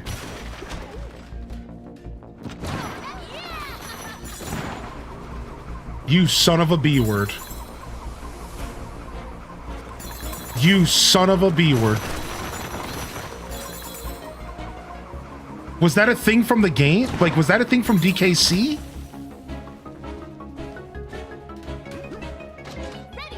And you could just skip like half the level? Really? You could just skip like half the level? The whole level? Really? What? Dude, shut your mouth. Dude, they thought of everything, dude. They thought of everything, dude. These developers cook, man. These developers went back and played Donkey Kong Country. These developers either grew up playing Donkey Kong Country or went back and played it for the development of this game. Right? Like, obviously, they did their homework. There's so much respect that I have for that. They did their homework, man. Yo, what's up, Jeff Era? Hardy welcomes in the chat today, and LPK and Dem Daliz. Welcome to the show today, yo. Good to see you, Dem Daliz. Welcome in, welcome in. Didius Maximus is in the show here this morning as well. Good morning, Didius. So Jeff Era says, have you ever played Donkey Kong Jungle Beat with the drums? One of the only games I've completed. Such a great story. I feel like it's not talked about enough. I'd have to agree with you that Jungle Beat is not talked about enough. So let's talk about it for just a second. So first off, for those that don't know, there was multiple Donkey Kong games that used these things called Congo drums. And I'm going to show this off. All right, hold on. Because a lot of people don't know about this. So people need to see this. People need to understand that you could play video games with these right here. Look. This was a controller on the Nintendo GameCube. How many of y'all never seen this before? I'm curious. This is a real controller, and you could play on your Nintendo GameCube with these drums. All right, now the first game they released was actually a rhythm game. And it was actually like, it was using like real life music. Like there was like All the Small Things by Blink 182, and I'm going to show you just what that game looked like really quick. All right, I'll just show you what that game looked like really quick. So Donkey Konga Blink 182. All right, now, and I'll show you just so you can kind of see what it looked like to play that game really quick. All right, so this is the rhythm game that the drums came out with. So it was a rhythm game. You guys can see this, and like it literally is playing Blink 182. Like I kid you not. Imagine Nintendo having Blink 182 songs in their game. Listen to this. Listen, look at this.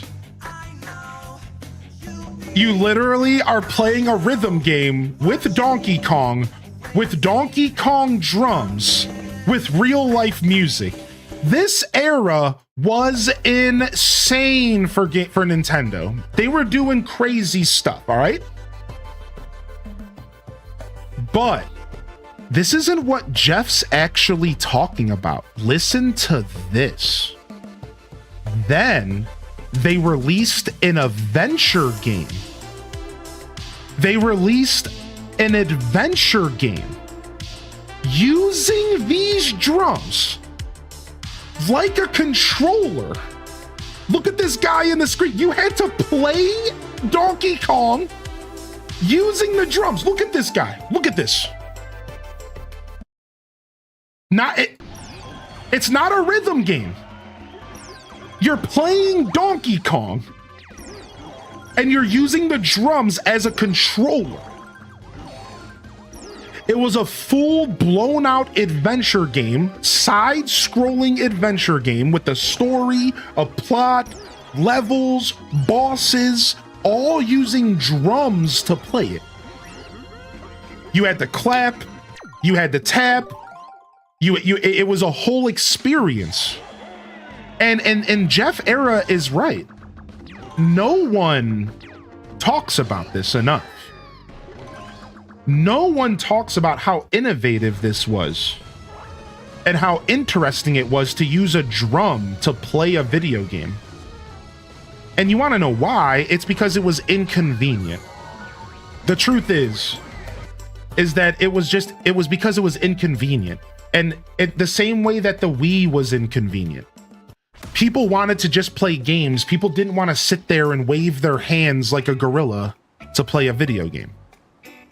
So nobody really talks about that game because nobody really played the game, because nobody wanted to play a video game with the drums. They wanted a controller, and that was actually a legitimate complaint back then. A bunch of Donkey Kong fans were mad because they were like, why can't you just let me play the game with a controller? Why are you doing this to me?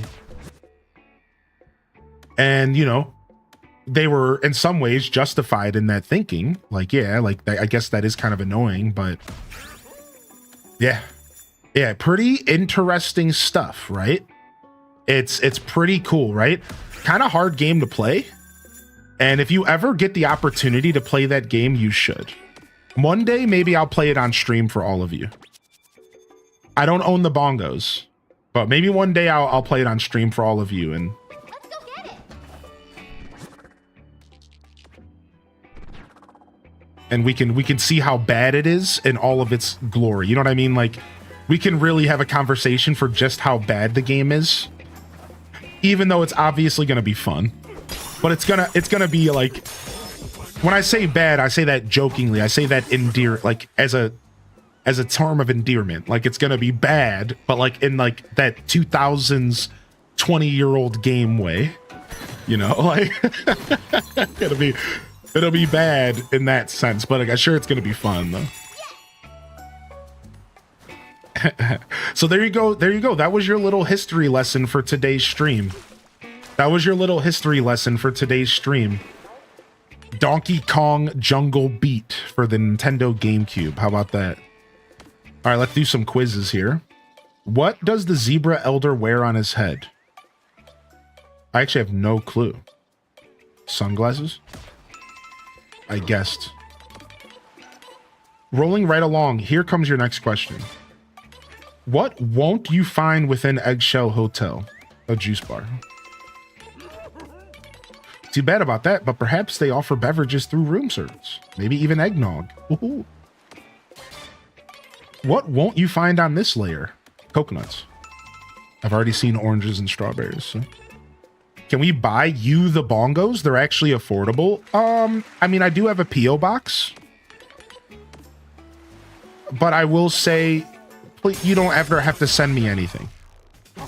Is that a fair way to say that? Like, y'all don't have to ever send me stuff, man. Like, that's okay, dude. Like, I'm okay with picking them up on my own, and I try to be as humble as possible, and like just to remind people, like, you know, treat yourself. You don't have to worry about sending me stuff. I do, however, understand that some people's language of love is gifting. Like, I've learned that over these years, and that's what some people like to do. And we do have a P.O. box, and you can always send me stuff there, and it's pretty welcome to send me anything as long as it's not weird or lewd or anything, because like I usually open it up on stream. Nobody's taken advantage yet of the P.O. box and sent me anything awkward, so you know, please, no dildos. That's not what it's for. Sorry.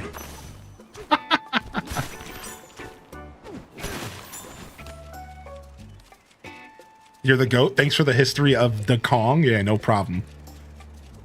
Yeah, what's up, Bookie Proud Mama? Good to see you today. So yeah. We do have a P.O. box, and you're always welcome to send stuff my way, but just, you know, just keep in mind that that stuff is not necessary. You just being here, you're doing enough, man. What would be your Mount Rushmore of GameCube exclusives? Wind Waker, Twilight Princess, because I liked it more on GameCube. Oh, well, it's not an exclusive, so Wind Waker, Animal Crossing, GameCube, Super Smash Bros. Melee.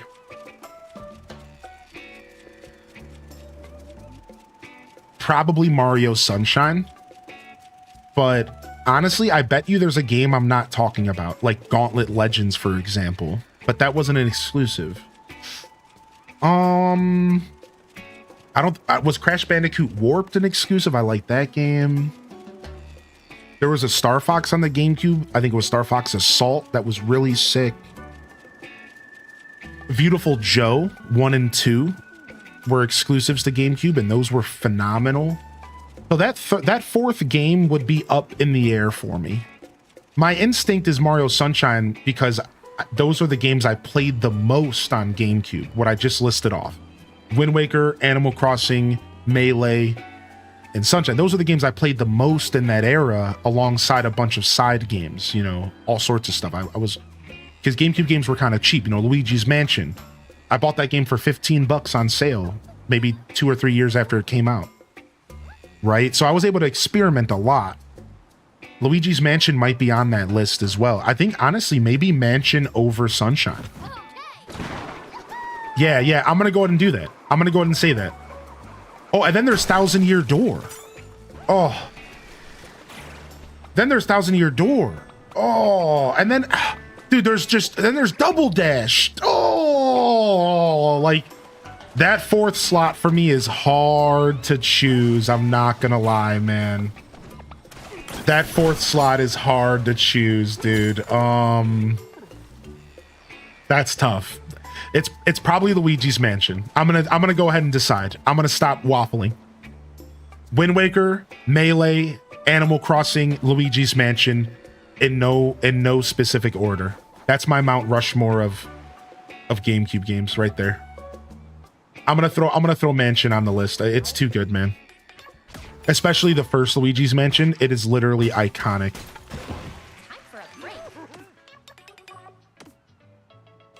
All right, let's see if we got any new records recently. But that's hard though, because I think Thousand Year Door is probably one of the best games ever made. So you know how hard that is? Like, I think Luigi's Mansion within context of itself is one of the best games ever made. I think Mario Sunshine within the context of itself is one of the best games ever made. What does that mean? That means like within the context of Nintendo games, within the context of Mario games. But I think when you really step back and you try to choose the best games ever made, some of those games don't quite hit the top of the list, but I think Thousand Year Door does. Thousand Year Door is an overall amazing video game, no matter what kind of gamer you are. Same thing with Metroid Prime. That's a great shout out. Metroid Prime is just a phenomenal video game that should be held up into the standards of all the best games ever made. Hands down, right? And like, so it's hard to choose. GameCube era was pretty clutch, man. So yeah, that fourth Mount Rushmore spot is a hard one for me to choose, obviously.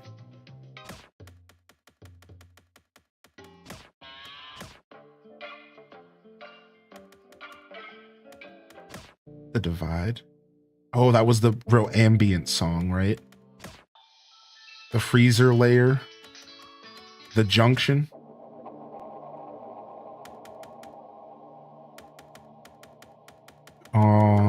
Yeah, fun question. I always like those types of questions. I do my best to answer them, but I'm so indecisive, man.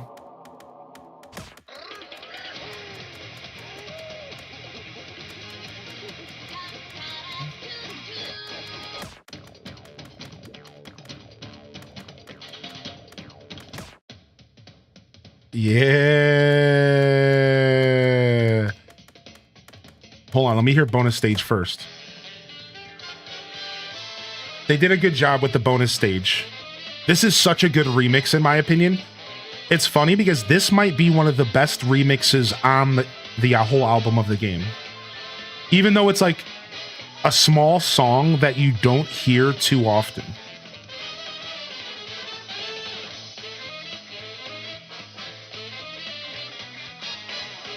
And the reason I say this is one of the best remixes is because it manages to stay basically one for one with the original, but just enhancing it.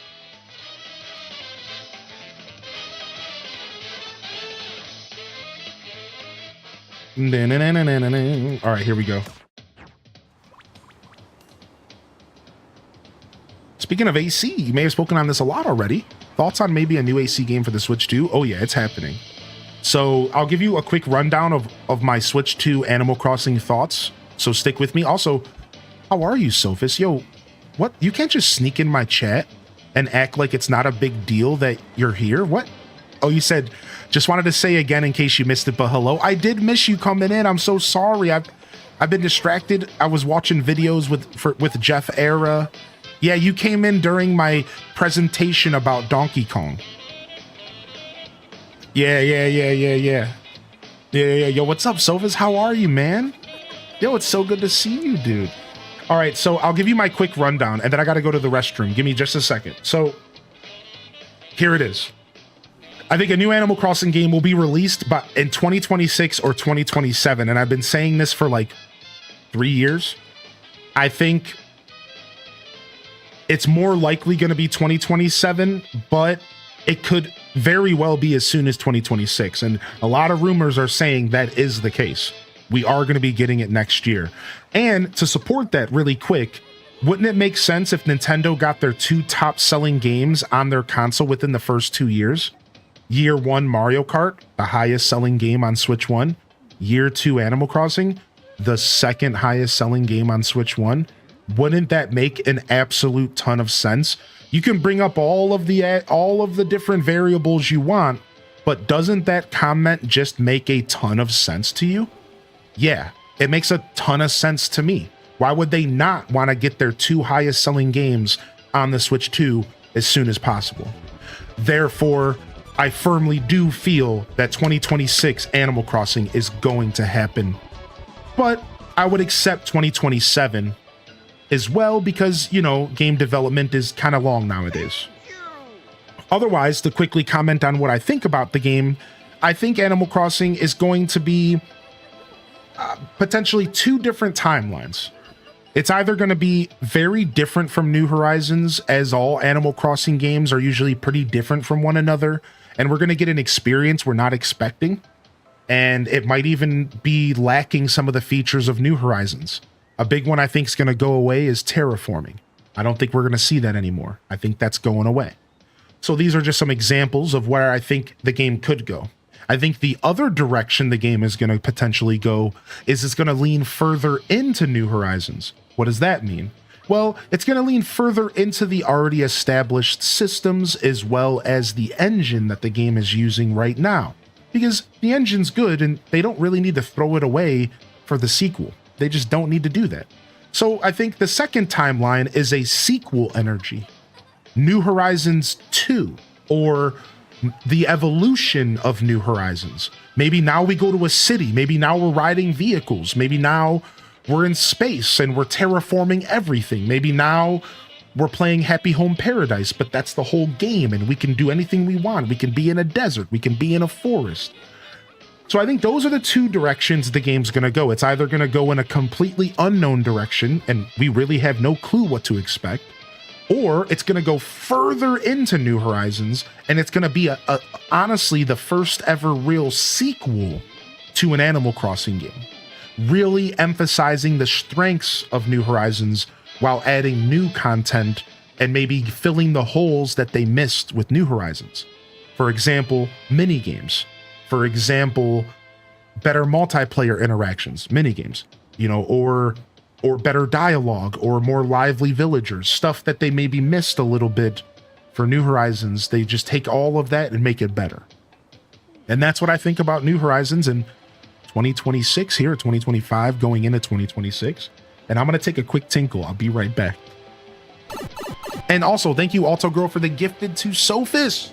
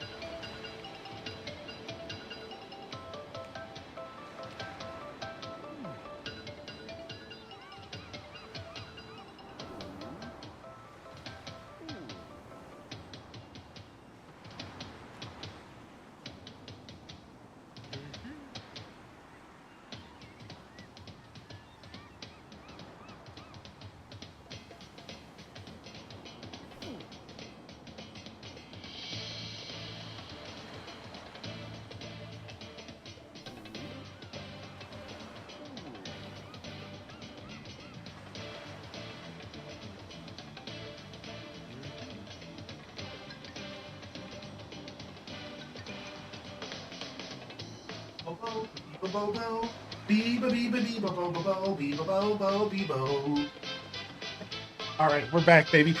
Thank you for your patience, chat room. And good to see you, Cryptic Chaos. Good morning. Good morning, LPK. Yeah, the scene is so nice, right? I thought you guys would like this for a quick little breather, huh?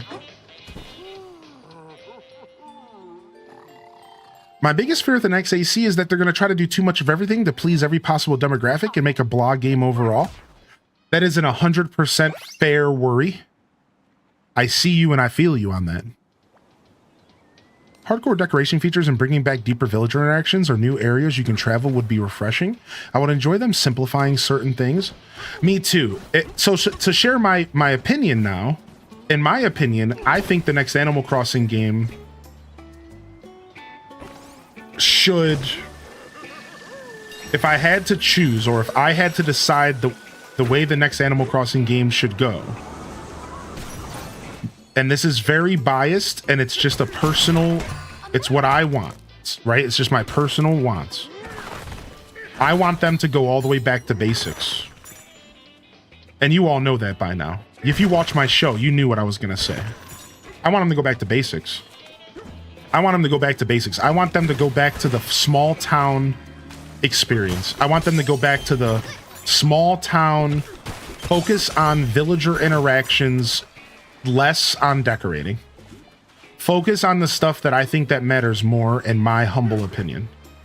Focus on the interactions. And I've told y'all, one of the best theories I have about how they could do this is my hotel theory.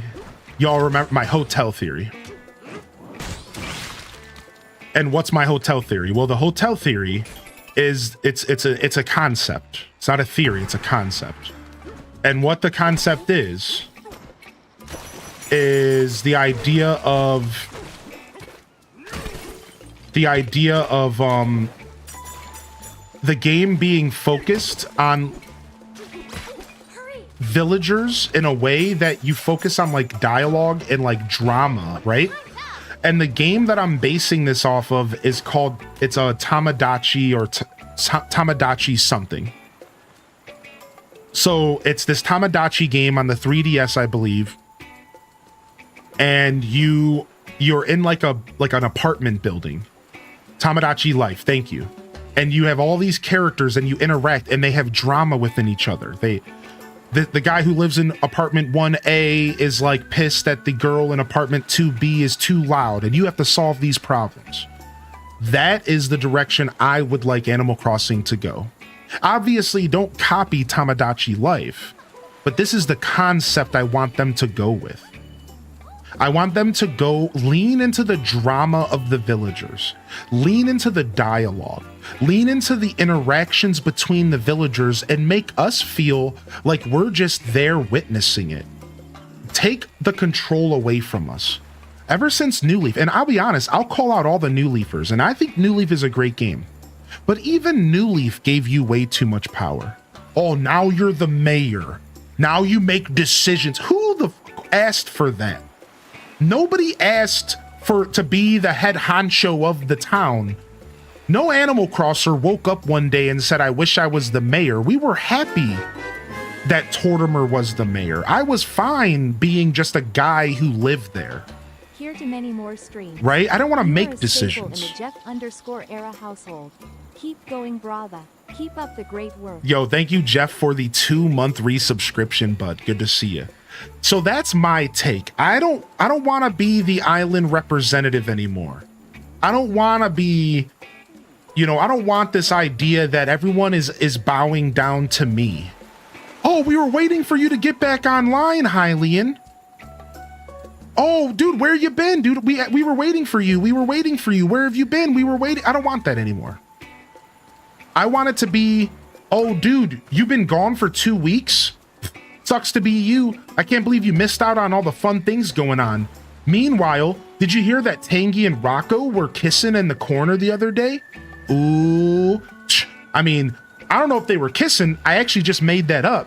But I definitely think something's going on, and I'm going to spread rumors until we find out. Like, that's the energy that I want from my Animal Crossing game. And they did that so well up to City Folk. City Folk did it so well. And then New Leaf came out. New Leaf did a really good job at this as well. Again, New Leaf's actually an amazing game. And New Leaf did a really good job at this. It really did. It was perfect in a lot of ways. It had drama, it had liveliness, the villagers talked to each other. right? It had a lot of energy. New Leaf was also on top of this as well. So I should say all the way up until New Leaf. Obviously, New Leaf was like the pinnacle of AC, of old AC, right? Like that's I don't have to say that, but yeah, but New Leaf was still kind of tame. Correct. I do agree with that. Which is why when I think of the best Animal Crossing game in terms of modern, I personally think City Folk did a really good job with the dialogue. I think Animal Crossing GameCube did a good job making them relatable. I think New Leaf did a good job making everything modern. And I think Wild World did a good job breaking away from normal real life stuff and adding some elements of their own universe. Stuff like holidays that didn't coincide with real life holidays. So I think if you take all of the old ACs, they all had their strengths. And then New Horizons focused on decorating. So they all had their strengths. And I would just like to see an AC game that pulled a little bit further from the older games and just a little less from like this new concept. However, let's all be honest with ourselves though. Look around you. Look at modern Nintendo. We are never ever going to get an Animal Crossing game where the villagers call you fat ever again. And I hope most people understand that. We're never going to get an Animal Crossing game where the villagers call you an idiot. I don't think that's going to happen. Nintendo's pretty friendly nowadays. So don't go into the next Animal Crossing game expecting them to go back to old school. That's not quite going to happen. But what we can hope for is we can hope that the next AC game is just a little bit more relatable. Maybe they do a better job relating to us. Maybe the villagers just feel a little bit more alive. And that's why I go back to my hotel theory. Taco Existential knows. I just saw him in the chat. Good morning, King Taco. Because it doesn't have to be that way. Think about this. Listen, dude, I'm telling you, I've thought a lot about this chat, and I promise I'll get back to playing the game. Listen. They don't have to call us idiots and fat to be relatable. That's why we have them connect with each other. If we watch the villagers call each other out, then it would still be relatable, but indirectly.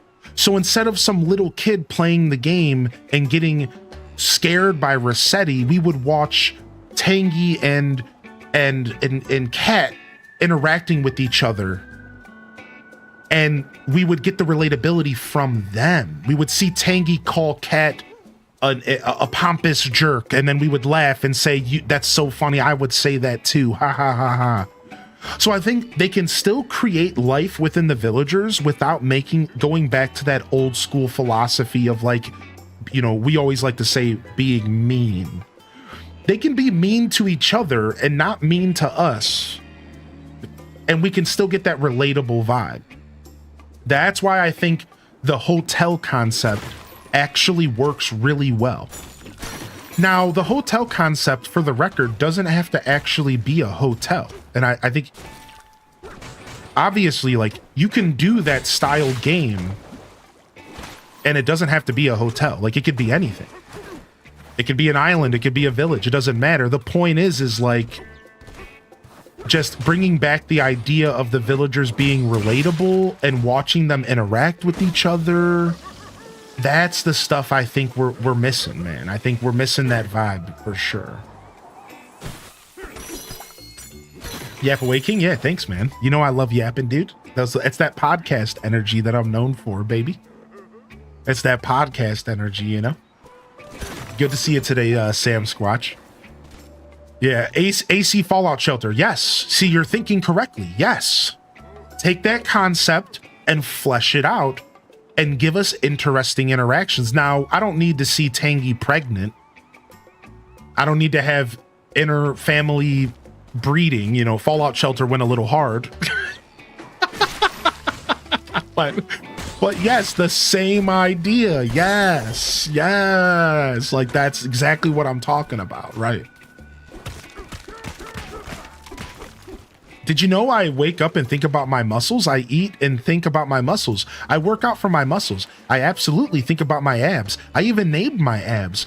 I call them Abner and Abigail and Abhorrent. I sleep thinking about my muscles. Yeah, like we're literally just asking for them to tone that down a notch. That's literally all we're asking for. You know, we could take away all the words and just say, can you please make them talk about anything else?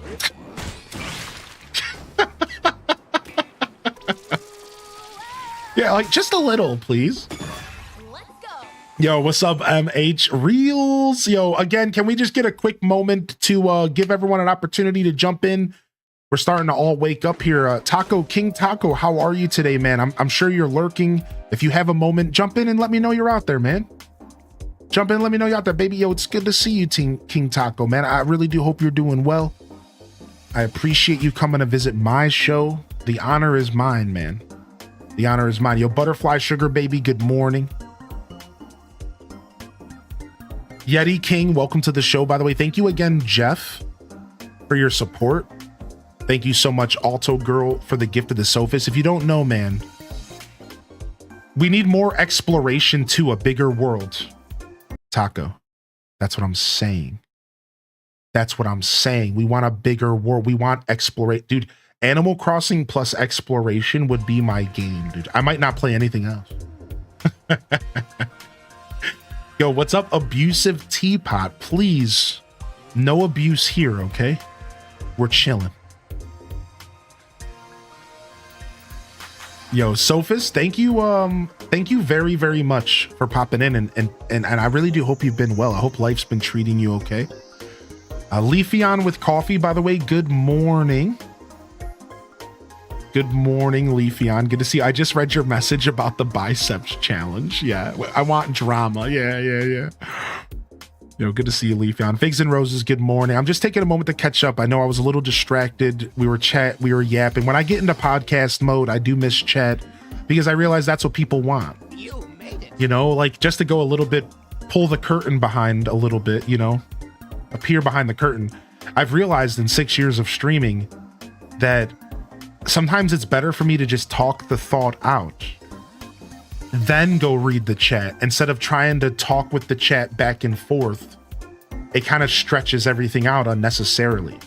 At least in my opinion, it's easier for me to get my point across if I just say it all in one go. So I do miss a little chat when I fall into those yaps for sure. Thank you, Sam Squatch, for the reminder that people like my podcast energy.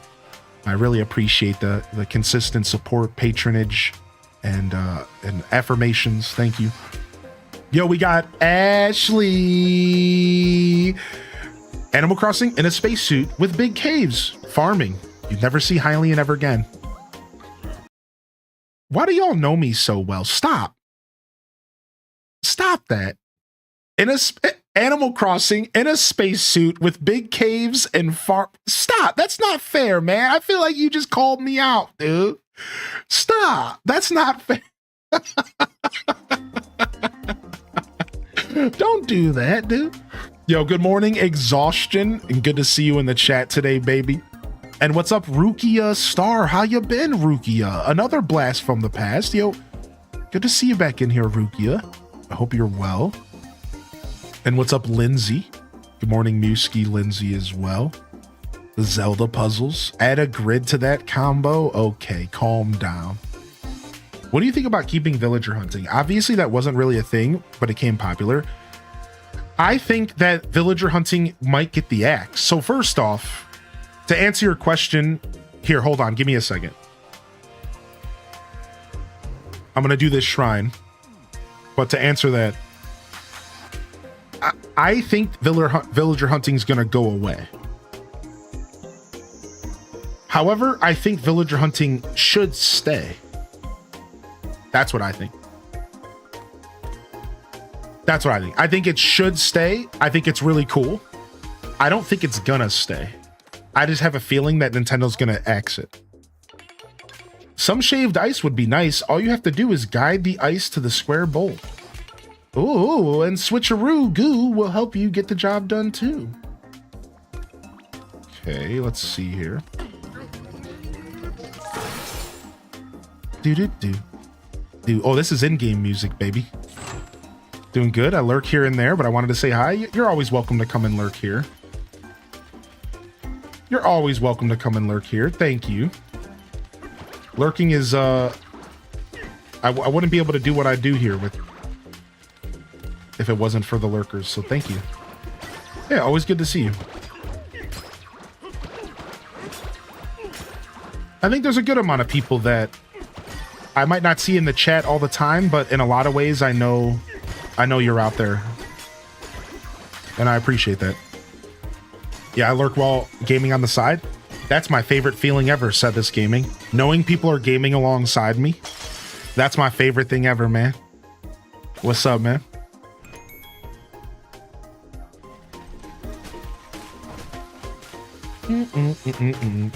All right, there's 3 bananas here, so yo, have a blessed day. Yo, you too, Reels. All right, so oh, it's just a different side. Okay, same puzzle, just built different. This time let's not start it until. All right, first I'm gonna punch through everything. And I'm just gonna replace the pink to the blue real quick. Then we're gonna shape. Then we're gonna go ahead and shape this a little bit.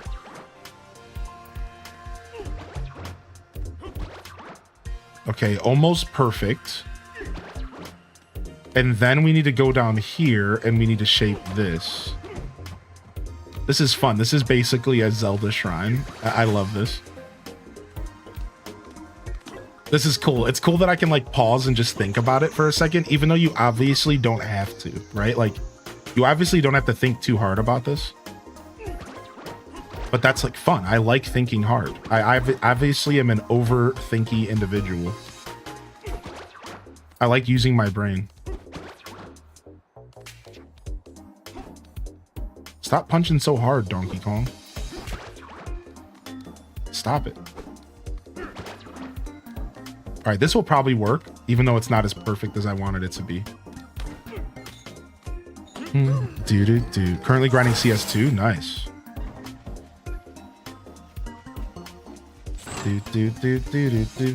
Beep, boo.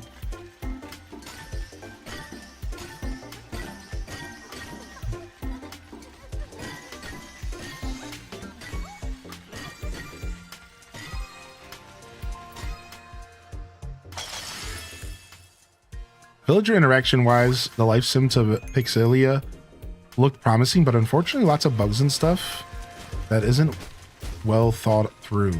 Ah, Pixelia. I didn't hear anything about that one. I missed that one. Yes. Third helping couldn't hurt. Oh, there's a dip here that they get trapped in. Okay. Cannot recommend, unfortunately. That is unfortunate.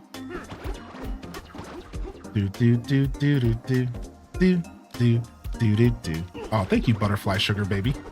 Thank you so much. I'm learning my strengths. That's one of the biggest tips I could give any creator, man. Is there's so much value to like learning your strengths as a creator. And like really understanding, like my favorite question that I asked myself over the years was the question of why do people watch me? And once I started realizing like how to answer that question, things really started making more sense for me. Why do people watch me? What do people come to my show for? And then what makes people come back?